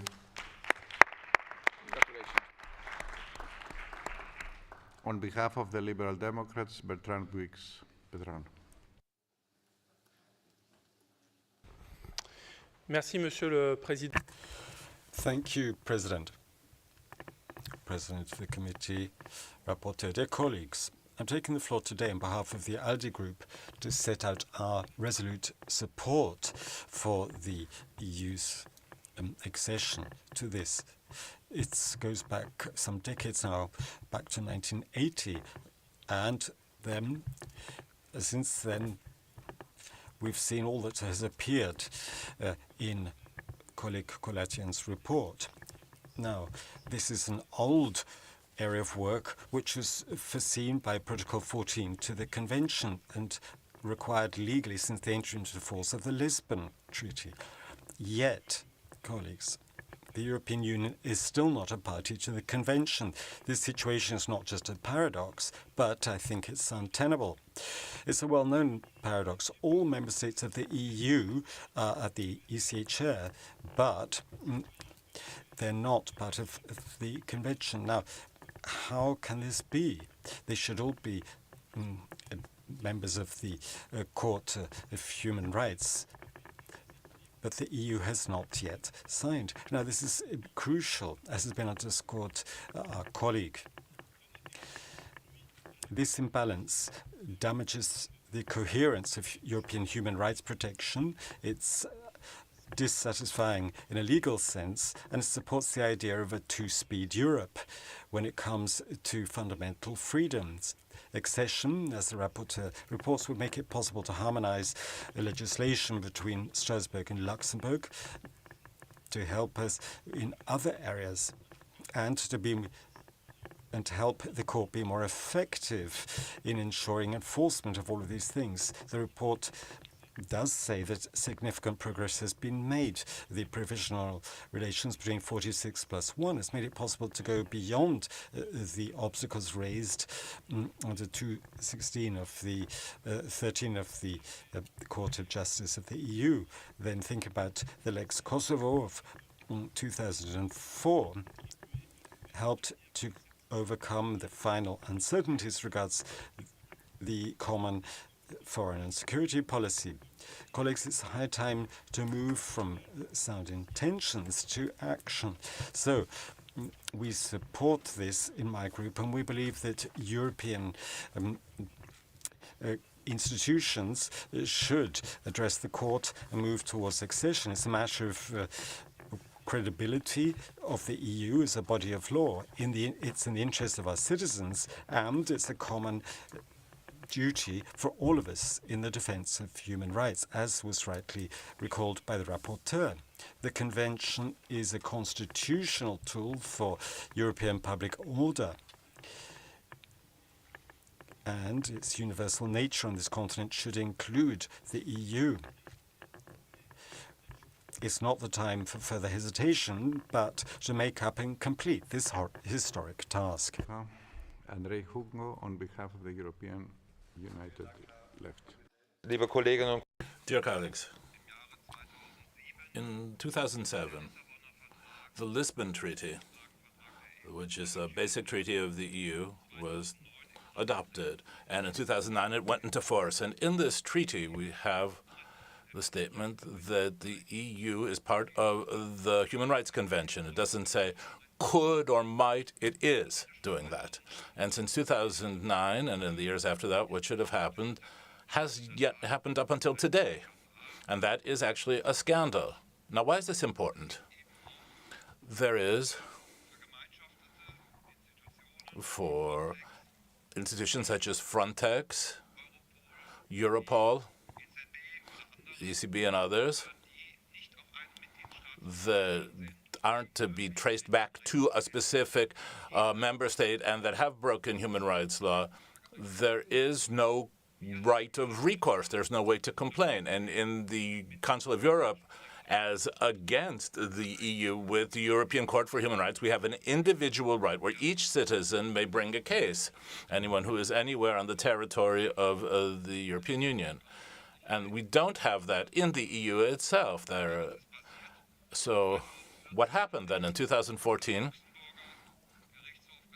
The court in Luxembourg said, a 150-page long document, this entry is not possible. They could have just written one sentence and said, we don't want any external court of justice to be dealing with human rights over and above us. Over and above us is only the sky, is heaven. And I was 15 years in the European Committee of my national parliament in Germany. We talked about this, and then a long time happened in which nothing happened.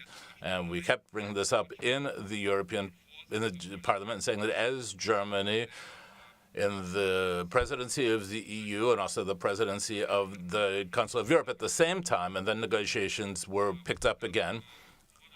And we only had that problem with foreign policy, where the French were opposed.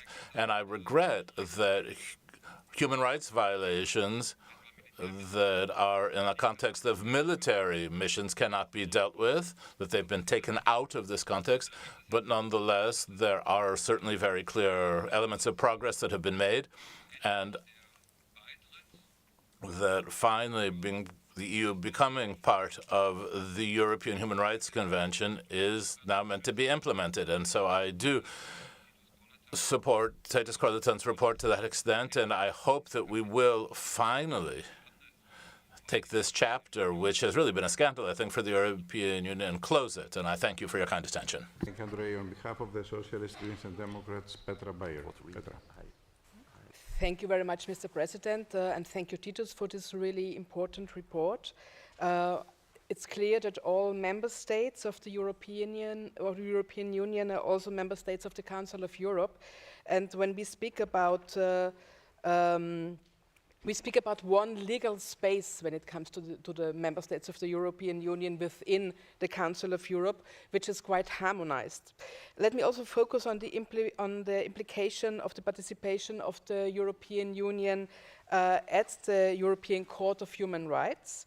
This would help to have the human rights protection umbrella unfolded over all people living in the European Union member states, when they considered that their human rights might be infringed by European Union institutions, so much beyond the possible infringement of national institutions only.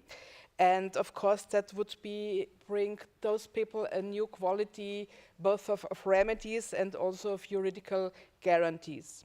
When it comes to the election of judges in respect of the European Union, members of the European Parliament will have the possibility to participate in our respective bodies, which are on the one hand, of course, the committee that hears and elects the judges for the European Court of Human Rights. It probably might also be the Bureau, because when a judge or the results of the committee on the election of judges is included in the progress report, we also have that in the Bureau, so probably they also would be in the Bureau, and they would also participate in these parts of our plenary session when we are voting on the judges. And of course, not only on the judges in respect of the European Union, but of all judges, because it's a common court then, so they would be included more or less every session. I'm convinced that the European Union institutions will also follow not only the criteria when it comes to the Article 21 of the Convention and also its interpretation, but also will need all the requirements which we set standards for the selection procedure. And I'm really curious, but of course it will be quite different from a national procedure. And I consider it much more complex, to be honest, when the European Union will have to unite themselves to three potential candidates. And maybe with their new procedures, they also will set new standards when it comes to this procedure, which is of course fine.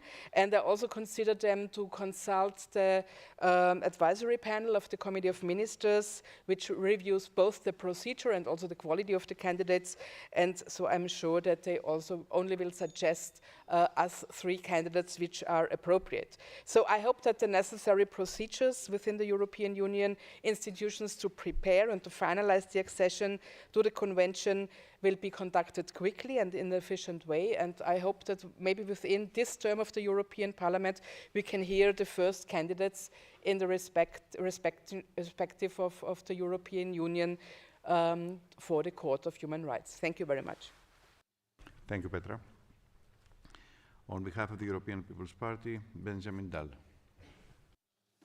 Thank you, Mr. President. On behalf of the EPP Group, I would like to express our strong support for this report and for the European Union's accession to the European Convention on Human Rights.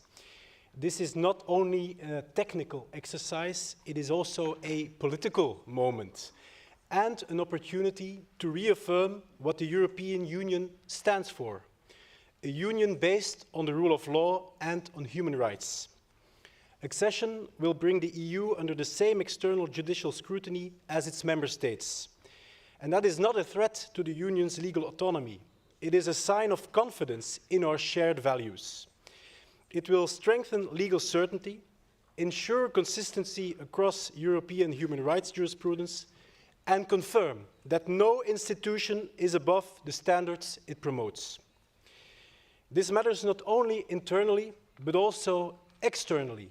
The EU is a global actor, and its foreign and neighborhood policies must be subject to the same human rights standards as its internal ones.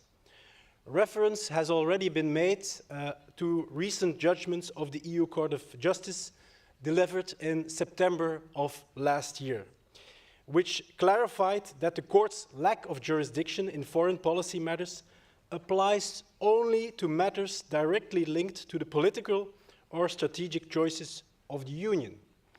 Crucially, the court remains competent to review the implementation of EU foreign policy. This approach fully aligns with the case law of the European Court of Human Rights. In line with its acte de gouvernement doctrine, the court exercises restraint in reviewing high-level political decisions in foreign affairs, but it does assess acts of implementation where individual rights might be affected. Over the years, there have always been reasons to postpone accession: legal complexities, institutional sensitivities, practical challenges. But the real question, dear colleagues, is this: do we truly believe that human rights must apply equally to all people and to all institutions, including the European Union itself? At a time when multilateralism is under pressure and when some global actors retreat from international legal commitments, EU accession to the European Convention would be more than a legal milestone. It would be a political statement, a statement of commitment, of consistency, of credibility. The EPP Group believes that this accession should not be delayed any longer. It is time to act and to show that Europe's commitment to human rights is more than words. Thank you. Thank you, Benjamin. Sigrid Andersen, on behalf of the European Conservatives, Patriots and Affiliates. Mr. President, first let me inform you that I am no fan of the EU institutions. There is a good reason why Iceland is not a member of the EU. In my view, many EU institutions could very well do with firmer control in respect of human rights, namely private property rights, right to privacy of the home, freedom of speech, and so on. However, I am inclined to team up with the European Court of Justice on the original thought of the EU accession to the European Convention of Human Rights. There would indeed be many practical and legal issues to deal with, such as the ridiculous caseload at the European Court here in Strasbourg and the threat of conflicting ruling and unclear allocation of competences between the EU and the European Court of Human Rights. It is also worth mentioning here that there would be legal implications for the EFTA countries and the EFTA court that, in my opinion, needs further discussion. In my country, Iceland, there is now a judicial system of 3 instances, namely district court, appellate court, and for a large chunk of cases, also a Supreme Court. For the past 2 decades, an increasing number of cases that have been fully heard by Icelandic courts are now being referred to the court here in Strasbourg. And now that the court here in Strasbourg has firmly confessed to its creative jurisprudence, the caseload is bound to get even heavier. So now we have a de facto 4 instances judicial system in my country, and some EU member states would therefore have to endure a judicial system of 5 instances, even 6 instances in some cases. This kind of judicial process of repeated appeals diminishes the trust in the judicial system in general and diminishes also the ever so important coherence in application of the law. I agree with the rapporteur, who finds it problematic that the increasingly broad competences have been transferred to the European Union, which cannot be held responsible for breaches of the Convention rights. However, I disagree with the rapporteur on the means to mend this. The solution is not adding one more layer of institutions over the lives of the EU citizens. The Council should advocate for transferring the competences of the EU back to the member states, of which all are fully fledged democracies, valuing and protecting human rights, and, if needed, encouraging strengthening of the European Court of Justice in terms of human rights. Thank you. Thank you, Sigurður. Wanda Nowicka is next. Mr. President, while we are today discussing about a brilliant report by Titus Corollian on legal aspects to the accession of the European Union to the European Convention for Human Rights, we are focusing on the issue how to do it, why it takes so long, what needs to be done in order to do it, what we strongly support should happen as soon as possible. Myself, I would like, in my short time I have, to focus on the issue why we are doing, why we want to do this exercise, why to connect those instruments. And actually we know very well that although the European Convention for Human Rights is very important and strong instrument, still is not fully implemented, as we discussed yesterday on other report in this very subject, that there are some deficiencies, especially on the side of politics, that countries not necessarily are willing to implement the convention. But having those two, the instrument of Council of Europe, the Convention, combined with European mechanisms, which actually are not very strong to protect individual human rights, because the European Union Charter on Fundamental Rights does not have any measures to really implement human rights of individuals. So while we connect those two instruments or two different systems, it only can help people, because as we, many of us here in the European Union countries, we know very well that sometimes the government change and then the protection of of the European Court of Human Rights is not sufficient. Just mention my country. Unfortunately, this is the past now. The Constitutional Court, fully controlled by the former government, decided the European Court for Human Rights is against Polish constitution, which is complete absurd, but such things are happening in politics.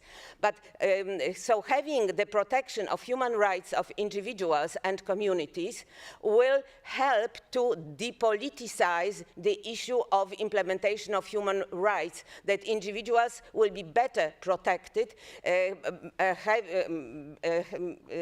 being able to either come with the claim from the country or from the European Union. So it is very important that this process will continue, and thanks again to Titus for this report you prepared, and hopefully it will contribute to final decision of the European Union to join the European Convention for Human Rights. Thank you very much. Thank you, Wanda. Pedro Neves de Sousa is next. President, dear colleagues, all 46 Council of Europe member states, including the 27 European Union countries, are already bound by the European Convention of Human Rights. However, the European Union itself is not. This means that the actions of the European Union institutions, agencies, and other bodies cannot currently be challenged by the European Court of Human Rights. This is something that has to change, and we must transform words in concrete acts. There's no doubt that accession of the European Union to the European Conventions of Human Rights involves several legal aspects that impact both the European Union and the Council of Europe. To achieve that goal, we need to reinforce the commitment to align European law with human rights standards. In this purpose, it's useful to remember that the Lisbon Treaty of 2009 included the legal commitment that the European Union will accede to the Convention. But the extensive negotiations that took place since then never led us to success in this matter. Although these legal matters, we stand that the European Union's accession to the Conventions will strengthen the protection of human rights in Europe by giving European Union citizens the right to lodge an application with the court when they consider that their fundamental rights have been violated by an European Union institution. This accession will be the best way to ensure that the harmonious development of the case law of the European Court of Human Rights and the Court of Justice of the European Union in human rights matters. This accession will confirm the essence of the European Union as a union based on the rule of law and strengthen the principle of legal certainty. This accession will send a strong political message of clear commitment to the protection of human rights and international law, not only within the European Union boundaries, but also Europe-wide and worldwide, at a time when war has returned to Europe and the common values shared by the Council of Europe and the European Union are under threat. This session will reinforce synergy, complementary and cooperation between the Council of Europe and the European Union, which is the main institutional partner of Council of Europe in line with the Reykjavik declarations. Thank you very much. Thank you, Pedro. Didier Marie, you have the floor.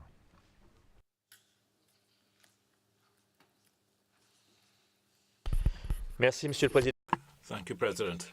I wanted, first of all, to thank our colleague, Titus Corleton, for his report, which allows us to have a look at different legally sensitive aspects of accession by the European Union to the European Convention on Human Rights, which is in the Lisbon Treaty. We have been wishing for this for several years. This will allow us to confirm the commitment of the European Union to the values which found our organization and strengthen the links between the Union and the Council of Europe. At legal level, this accession should allow us to eliminate any risk of jurisprudential divergence between the European Court of Human Rights and the Court of Justice of the European Union, and then to do away with legal uncertainty. Following negotiations between 2010 and 2013, an accession agreement was submitted to the court in Luxembourg to verify that it was consistent with the Union Treaty. Since its opinion was handed down in December 2014, the court has found 7 reasons for incompatibility which prevented accession from happening at that time. They mention the difficulty in having exclusive oversight of foreign and security policy, CFSP, to a jurisdictional body outside the Union, whereas the competence of the CGEU are limited, leading to a de facto absence of jurisdiction in first instance in this area. To get around this difficulty, the Commission proposed the adoption of an interpretive intergovernmental declaration on the basis of which the CGEU would be able to extend its competence to actions having to do with the common European defense and security policy, in where a possible violation of human rights could be judged before the CDH was able to deal with this. To respond to that proposal, the French Senate, which I'm going to say that this should not affect either the competence of the Union nor the attributions of its institution, considering the proposal of the European Commission to be contrary to the treaties. The ruling of the court on September 10, 2024 attempts to define the role of this jurisdiction in terms of common foreign and security policy with the right of effective recourse and a fair trial called for in Articles 6 and 13 of our convention, without calling into question the political and strategic choices that are being made in this area. This decision would imply the limited competence for the CFSP and the CGEU will not necessarily constitute an obstacle to accession. Nonetheless, we need to remain careful. The new technical agreement, which has been worked out by the ad hoc negotiation group 46+1, should be rapidly submitted to the European Union Court of Justice for its opinion. And as all of us do here, I wish for the European Union to accede to our convention and that we are able to accept the values that we represent here. Thank you very much. Octavie, you are the last speaker on my list. Chair, chers collègues, je serai brève.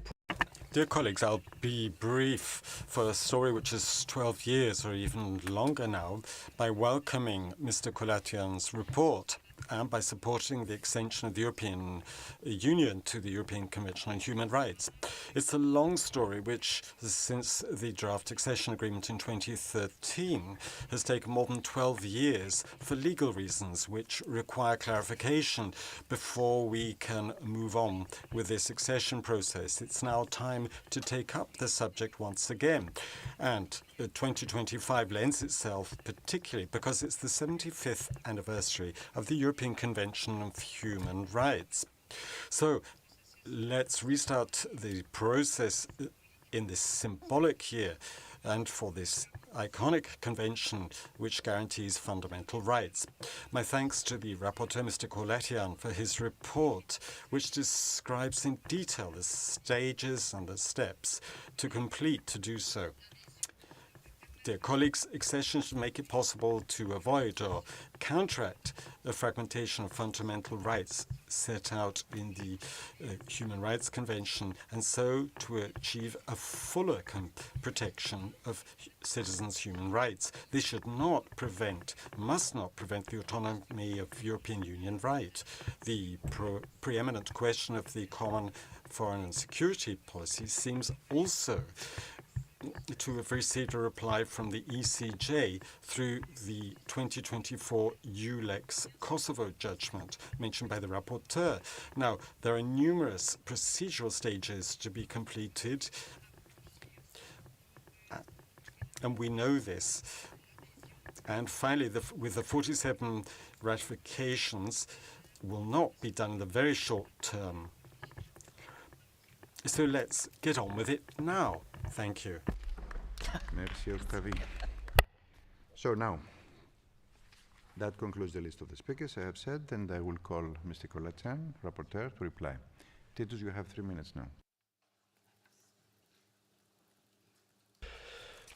Mr. President, colleagues, je vais commencer tout d'abord en français par... I'll begin by speaking French, because I'd like to thank all colleagues who've spoken, including colleague leader, who've set out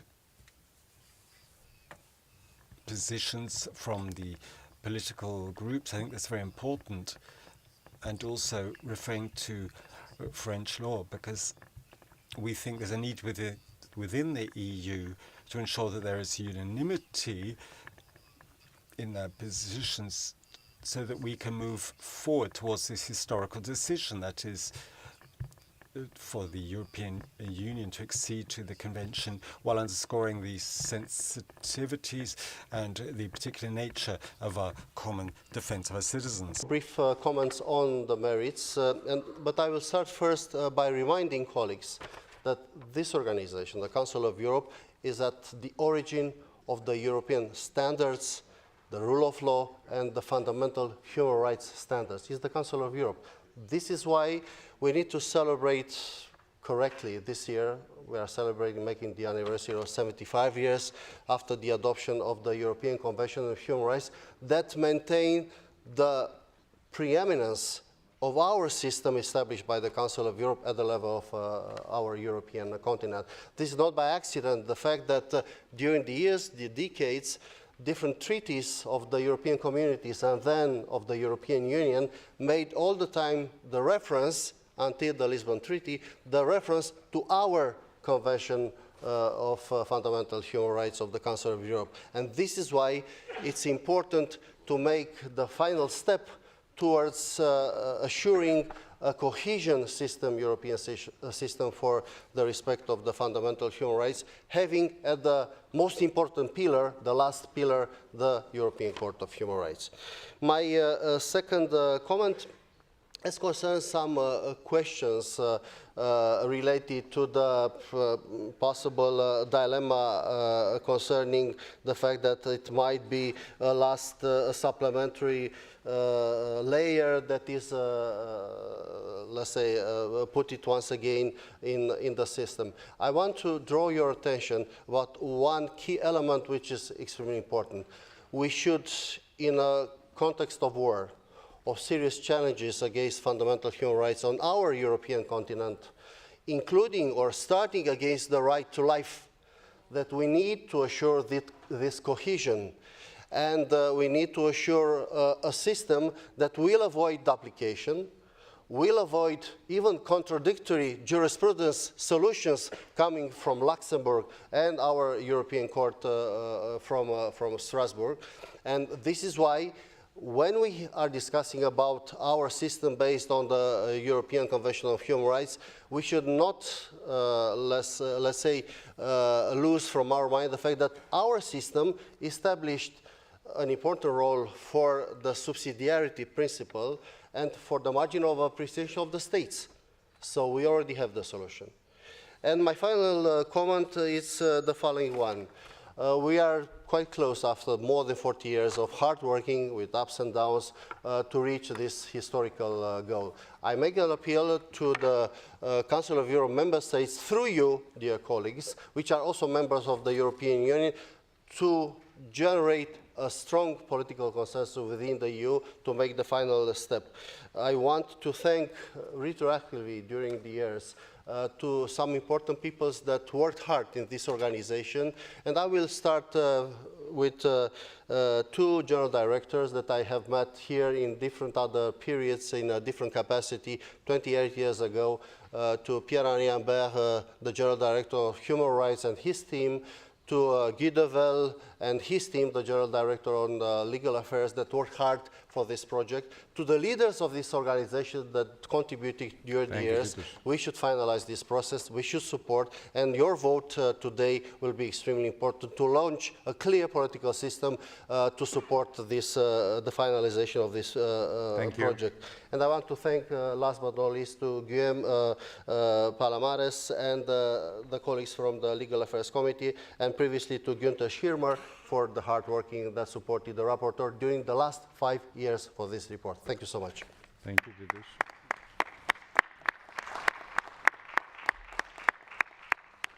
Does the Vice Chair of the committee, Mr. Hispan, wish to speak? 3 minutes. Thank you, President Rousopoulos. Colleagues, the committee adopted the draft resolution unanimously last January. I would like to thank Titus Collateral for his excellent work as rapporteur on this important issue, which started some years ago, back in 2020. He closely followed the resumed negotiations between the European Union and the Council of Europe member states, which have resulted in a draft accession agreement provisionally agreed in March 2023. The committee has held several exchanges of views with some of the negotiators, including Mr. Tonje Meinik, the chair of the so-called 46+1 negotiation group. Now it's time to move things forward and conclude the agreement without delay. I very much hope that this resolution will give some impetus to the process and encourage the European Union institutions and the Court of Justice of the European Union to facilitate the final agreement. The Assembly has always supported the European Union accession to the Convention. This is not only important legally, but also politically. We need more rule of law and more judicial review of our institutions, including the European Union institutions. The European Union is the Council of Europe's more important institutional partner. We have many joint cooperation programs. The European Union participates in the negotiation of the most of our recent conventions, and we intensify our work together in order to ensure accountability for the war of aggression against Ukraine, for example, with the creation of the register of damage and hopefully the special tribunal.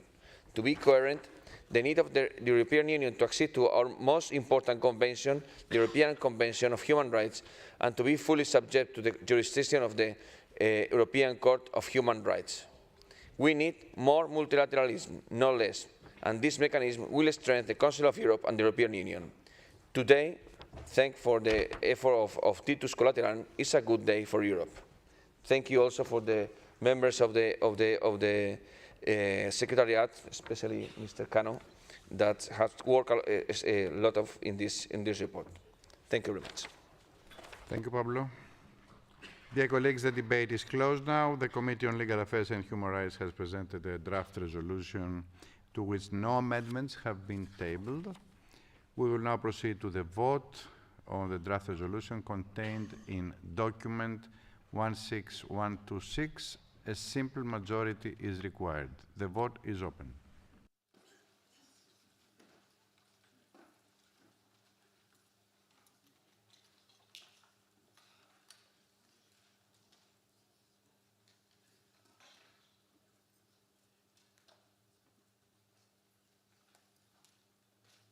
The vote is closed. I call for the result to be displayed. The draft resolution in document 16126 is adopted.